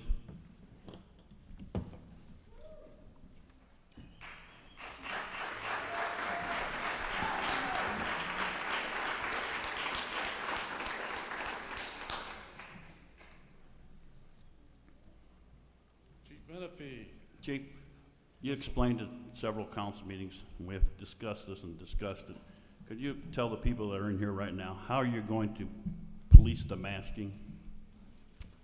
It's going to be very hard to be proactive at it, so it's got to be reactive. If I get a complaint, we'd have to investigate it. So to be proactive and go out and issue summons would be taxing for our department and take away from duties that we need to deal for burglaries, drug crimes, and other things. So you're... But I am under the mandate of the council, so If the council votes for the ordinance, we would have to figure it out what to do. Do you have the personnel now to take care of it? If you're gonna be proactive, no.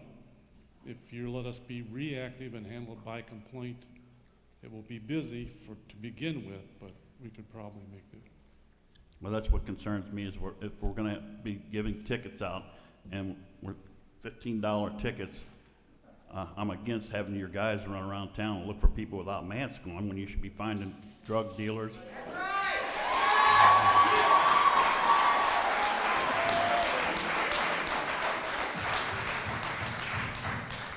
I just think the public deserve probably better than what you're offering.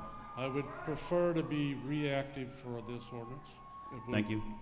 Take care of it. Any other questions? Chief, is the reactive, is that the same procedure used now? For instance, we have no smoking. Derelict vehicles, no smoking, different other ordinances. I need a complainant to call and make a complaint. Otherwise, I could hire 5 officers going out looking for things. So you handle those other things on a reactive basis? On a complaint. All right, Someone is tired of it, whatever. Any other questions of Chief while he's here? Okay, thank you. And thank you for having your team here tonight. It's been great to see you all. So thank you for being here. Thank you. So, okay, we have questions from the council.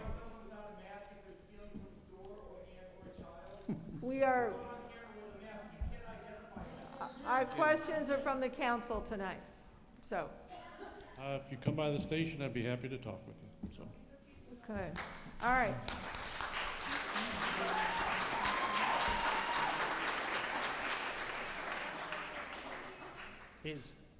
Mayor, is Mark Scornia still in the house? Yes, he's right over here. Mark is here, yes? Could I ask him a question? Yes.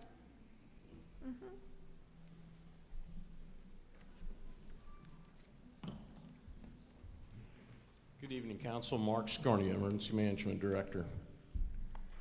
Yes, Mark. I had a question. You update us all the time with statistics and so forth, and including the number of cases, and you work with the county, your counterpart with the county and through MoDOT Health.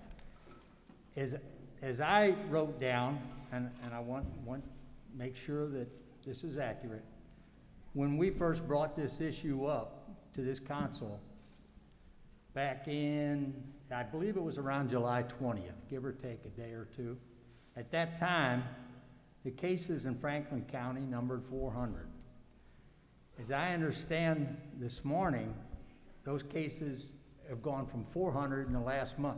And that was after 4 months of being declared a pandemic. In other words, it was declared back in March.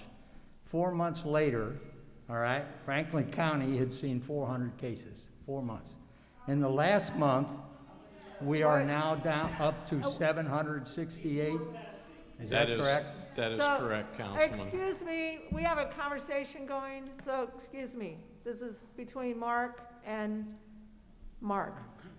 Here are Mark's. And in Washington, on that date, as I recall, or I looked up, back in July, after 4 months, we had 120 cases. And then this morning, Washington had seen 211 cases. That's approximately correct, yes. All right. That's moving, yes. Thank you. Is that all you? I just wanted to verify those for myself. I Okay. see a 92% increase in the county and a 76% increase in Washington. All right. Hey, folks, this conversation is going with the council and who they're speaking with. So, you know, it's not.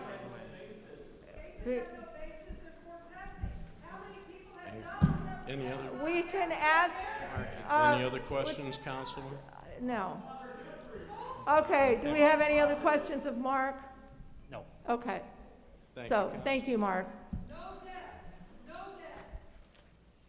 Okay, was there anyone else? You know, got used to you guys being way out there, and now I can't find you back. So anyway, okay, so let's look at the agenda here. So for those of you who are in the audience, we have, you look at the agenda or whatever, we have 2 items on the agenda. Excuse me, I'll go to the microphone here. So our next item, because we are done, and I will say that I thank you all for being brief. We got through all of those speakers in 2 hours, so you guys are great. So thank you very much for keeping things moving. So on our agenda this evening, just so you guys are all informed, we have an ordinance, and then we also have a resolution. And the ordinance is obviously the first thing that we are looking at. We have talked about an ordinance. This is how it originally had come up. It was an ordinance. An ordinance would be proactive from our police officers, right? Is that the right word? React, yeah. Yes, proactive from our, reactive is, okay. Anyway, and so we would have that. There would be a fine involved with that. A restaurant could be fined, individuals could be fined, and things like that. That is the ordinance that we have on the agenda. The second item we have on the agenda is a resolution. And a resolution does not have fines in it, and what that is that, so I would go back and say that an ordinance is more of a mandate. A resolution is something that we could maybe call, like we're really urging, we're expressing, we're wanting, we're encouraging. And I've heard from several people this evening that they have moved to Washington, or they've lived here, or they moved away and they came back, and people have talked greatly about what a great community this is. And I'm going to agree with them 100% that this is a great community.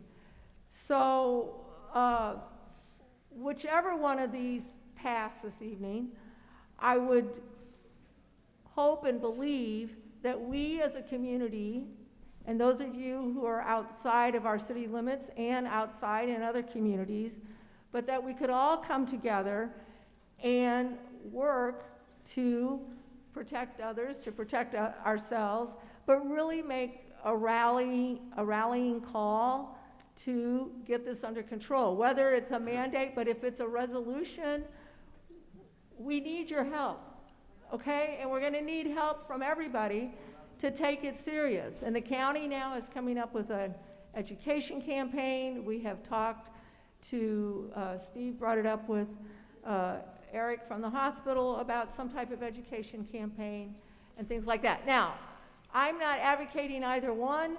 This is the council's vote. We are going to vote, and I don't know how the council's going to vote.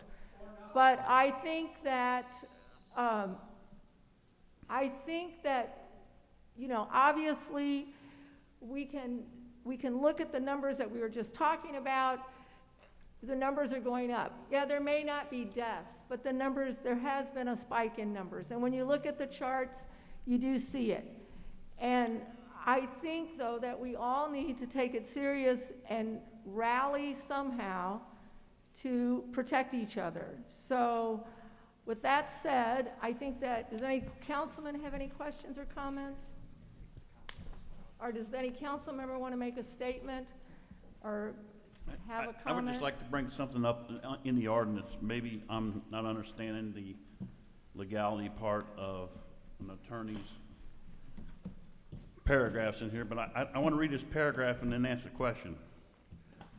It says on the page 2A, second paragraph from the bottom, it says, whereas in addition to the overwhelming the medical system and threatening the health and lives of residents, the spread of the disease has the potential to cause economic damage, disruption, and hardship in the event the city finds it necessary to return to the former stay-at-home orders in order to reduce the spread of the disease. Is that saying that the city council could do a stay-at-home order instead of the state? According when we asked the question with Mark with regards to it, if you'll remember back in March when the county declared that they had those businesses closed, et cetera, we went ahead and moved forward with I think we were the only city within the county that went ahead and mimicked that disaster declaration under that section of the statutes. And according to Mark, yes, we could if we had to, if we needed to declare an emergency, or if the council chose to go ahead and do so. We declared emergency back in, I apologize, I think it was in April. It was, I think it was only for 2 or 3 weeks. And then as soon as the state lifted the restrictions, our restrictions came off within a couple of days right after that. But to answer your question, yes, under that statute, according to Mark, yes, you can.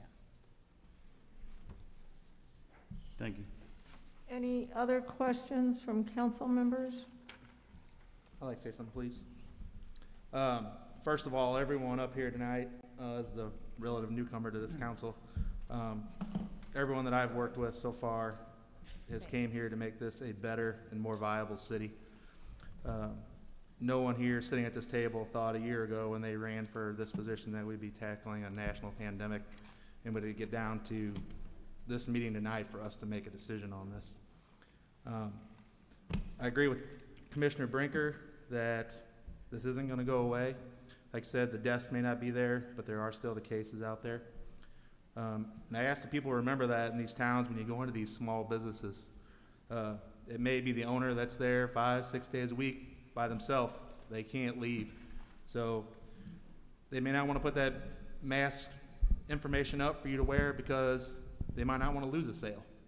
But if you're not feeling well, we need to take it upon ourselves, if the mandate doesn't pass, to protect all these small businesses and the people in this county, the people that are out grocery shopping because they don't have another means to get the food, or they have to go to the grocery store. They don't have someone to get it for them. Keep our distance, and as this education campaign kicks up, I'd like to see everyone to abide by it so we can get through this. Thank you. Sandy, I'd like to read a statement. I echo Nick's sentiment. This is not what any of us thought we were signing up for when we volunteered our time to be here. Many would even argue that it isn't our place. But I'd remind you that in July, Governor Parsons' communication director, Kelly Jones, issued a statement saying he wanted to leave the mask mandate decision up to local leaders, and that he, I quote, supports local leaders making decisions that they feel are best for their communities. Our county commission has demonstrated they do not want to act on this measure, and that is their prerogative. It is interesting, though, because just a year ago, after several cases, diagnoses of hepatitis A, not deaths, they mandated food service workers be vaccinated. We are not talking about vaccinations. We are talking about a temporary face mask ordinance. I'd also like to thank Dr. Bauer for being here this evening and speaking to a unified effort to help get this under control. Nearly all of the schools in Washington have adopted face mask policies to start the school year. I find it shameful a society would ask its children to bear responsibilities our adults debate. Across the country, schools are shutting down and migrating to entirely virtual formats because students and staff are getting infected. Many believe wearing masks in the short term might be the only thing that keeps our kids in school and our businesses open for the long term. I appreciate the concern business owners likely have about mask ordinances. This has been a remarkably uncertain year. Adopting a citywide ordinance levels the playing field, and it's one small temporary action we can take that might help us change the trajectory of this virus. I'll remind you that the city of Washington... Hey, come on, guys. We have someone speaking, please. We have someone I'll remind you that the city of Washington has precedent for these kind of tough decisions. In January 2012, the council approved a smoking ban that was predicted to have grave consequences for our restaurants and bars. A year later, one of our still current business owners said, "It hasn't affected me in a negative way." Contrary to what others led him to believe, his business did not see a decline. In fact, sales continued their 1 to 2% annual increase, which had been his trend for 12 years. I'd offer that even a modest temporary loss offsets the loss of needing to close when cases increase or your staff becomes infected. In fact, you might be reassured to know that based on the calls and the messages I received, there are a large population of people choosing where they dine and shop based on whose staff is wearing masks. I've also talked to many local employees who prefer to wear masks but are uncomfortable doing so in the workplace for fear of repercussions from customers or business owners. Some of you have questioned the legality of a mask mandate. There is well-established precedent across the country and even in Missouri. Even Fox News verifies they are not unconstitutional. According to Clemson University constitutional law professor Kevin Vance, the answer is no. They are not unconstitutional, and being in a pandemic makes all the difference in this situation. You've already heard from medical professionals, and you no doubt know the guidance from the CDC. I don't know how we can disregard the advice of the same medical community most of us will turn to if we test positive and need treatment. I'd offer, even if every one of them is wrong, even if they are wrong, and we pass. This is the council speaking, okay? She doesn't have a 2-minute time. If we pass an ordinance tonight and all of that medical advice is wrong, then the worst thing that can happen is that we temporarily wear face masks unnecessarily.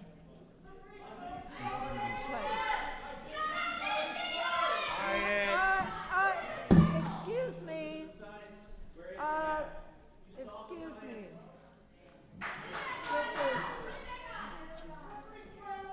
Excuse me. Excuse me. We would like to conduct our meeting, please. And we can allow our... Please.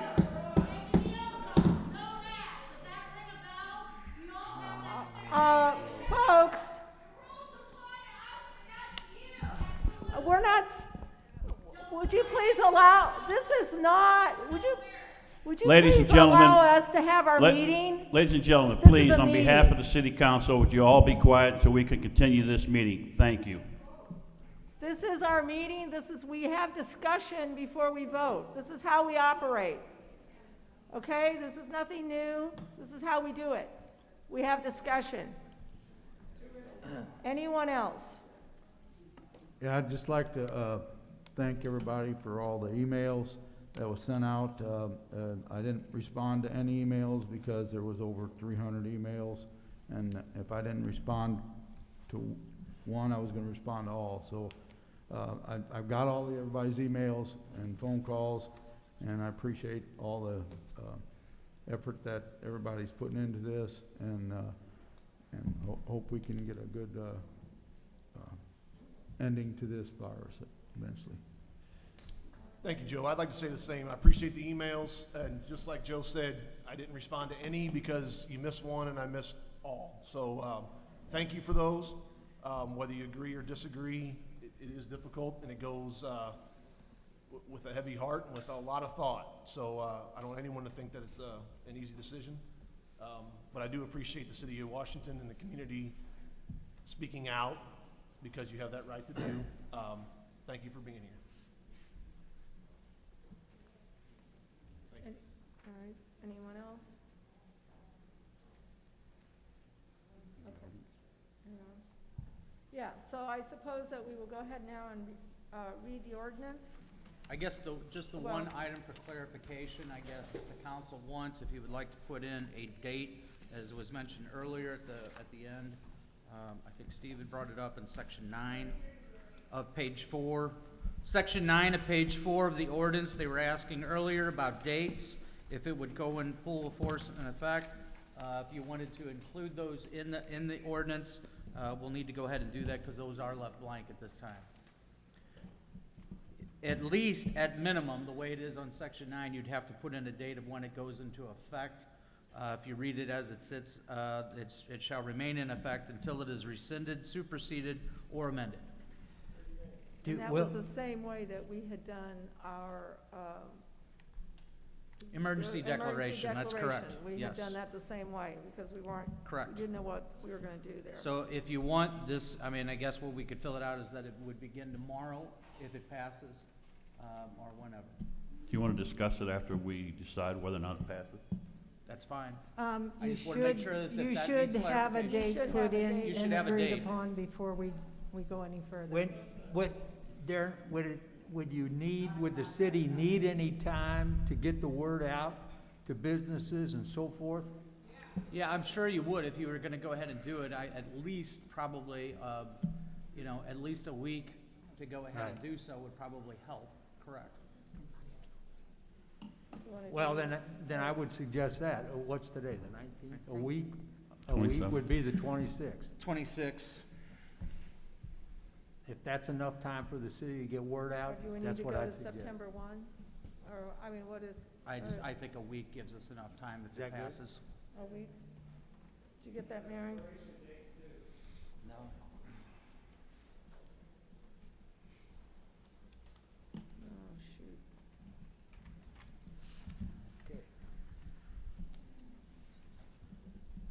Okay, any other changes or comments about the ordinance from council leaving it- members? Are we leaving it as when rescinded or amended, or are we putting it 60? Right now, as we it, talked about different things. that's up to you. If you want to bring that up, right now it reads, Section 9 reads, "This ordinance shall be in full force effect from and after the 26th day of August 2020 and shall remain in effect until it is rescinded, superseded, or amended." If you want a date, then we need to discuss a date, whether that be 30 days, 60 days. I will tell you the other ordinance that we looked at that was in Columbia, Missouri was 60 days. Theirs went out, but they passed theirs earlier this month. I think theirs expires on October 8th or somewhere around that. I don't know if Mark's here still in the building. He might remember.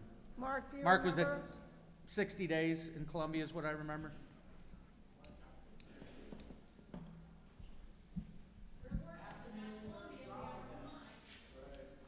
Council, because my memory is so bad, I wrote it down here somewhere.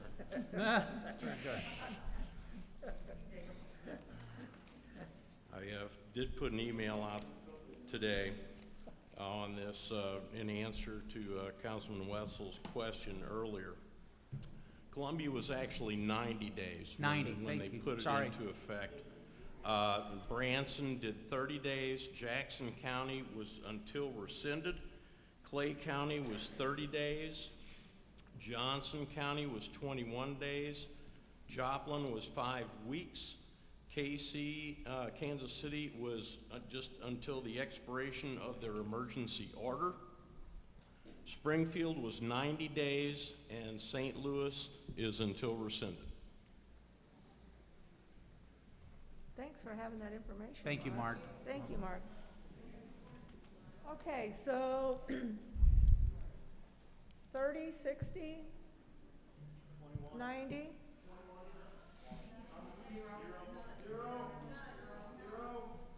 Sorry, it's not your decision, so, anyway. Well, right now, it's listed as until rescinded. Okay, so someone would have to amend it. You know what? I have a council member trying to give me his opinion here. I appreciate it if you'd allow me to hear him. I was gonna say, right now, it says until rescinded in this ordinance. If that needs to be changed, I suppose we're gonna have to come up with, someone's gonna have to suggest an amendment, we're gonna have to approve the amendment. But if it is until rescinded, my suggestion would be, that would give people time, like our emergency management person, to find out some criteria that we talked about before as to know when it looks like it's safe to come back. Right, because you had asked that question earlier. Right, and that would be, the rescinded would allow you to do that Or it could be, you could say 90 days, and it could be this thing turns around in 2 weeks, and we want to get out, you know? So, I mean, I think the rescinded gives you some flexibility. Well, and that was kind of why we did it on the other one. Yeah. So, anyway, you want to leave it like that? Or you, what do other council members think? Do you have an opinion? Is it gonna be an agenda item every meeting? Well, until we rescind it. It would, I mean, it doesn't have to be, but at any time, council members can bring it up and go ahead and rescind it. Are you okay with keeping it like it is then? Leave it as is. Leave it as it is? Fine. Okay. All right. Okay, so we're beginning, we added the date of August 26th, and it would remain in effect until it is rescinded, superseded, or amended. So, okay. Are you ready for the first reading? Are we good? All right. An ordinance establishing the requirement to wear a face mask in certain locations in order to prevent or limit the spread of the COVID-19 disease, authorizing the adoption of further orders for the implementation of the ordinance, and fixing the time when this ordinance shall become effective. Somebody want to introduce that? Pettit. Introduced by Councilwoman Pettit. Okay, so any questions or comments from council members at this point? Okay. An ordinance establishing the requirement to wear a face mask in certain locations in order to prevent or limit the spread of the COVID-19 disease, authorizing the adoption of further orders for the implementation of the ordinance, and fixing the time when this ordinance shall become effective. Patke. No. Obermark. No. Scornia. Yes. Wessels. Yes. Sullentrop. No. Heidrich. No. Holtmeyer. Aye. Pettit. Yes. Lucy. Okay. Lucy, I always get confused when I have to do this, or which way I should do this. Okay, Lucy is going to vote no.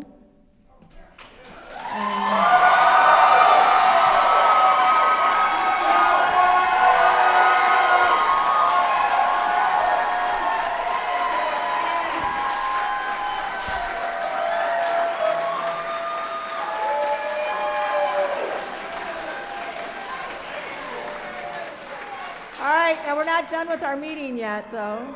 So, anyway. So, by your vote, all right. A resolution of the City of Washington, Missouri, supporting CDC guidelines on wearing cloth face coverings. Somebody want to introduce that? Sullentrop. Introduced by Councilman Sullentrop. This is...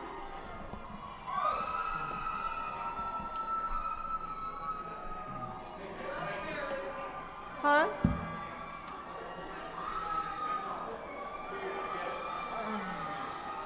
All right.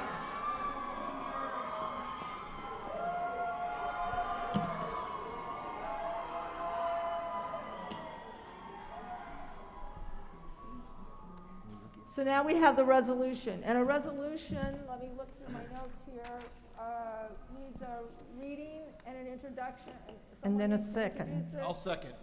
And then we need a second. So we have Patke. a motion by Sullentrop, seconded by Patke, to approve the resolution. Would you like this by roll call vote?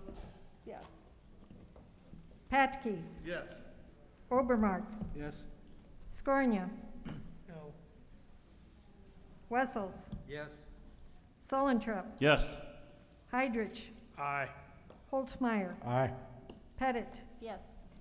Passes on a 7-1 vote. Okay, very good. So we now have a resolution folks.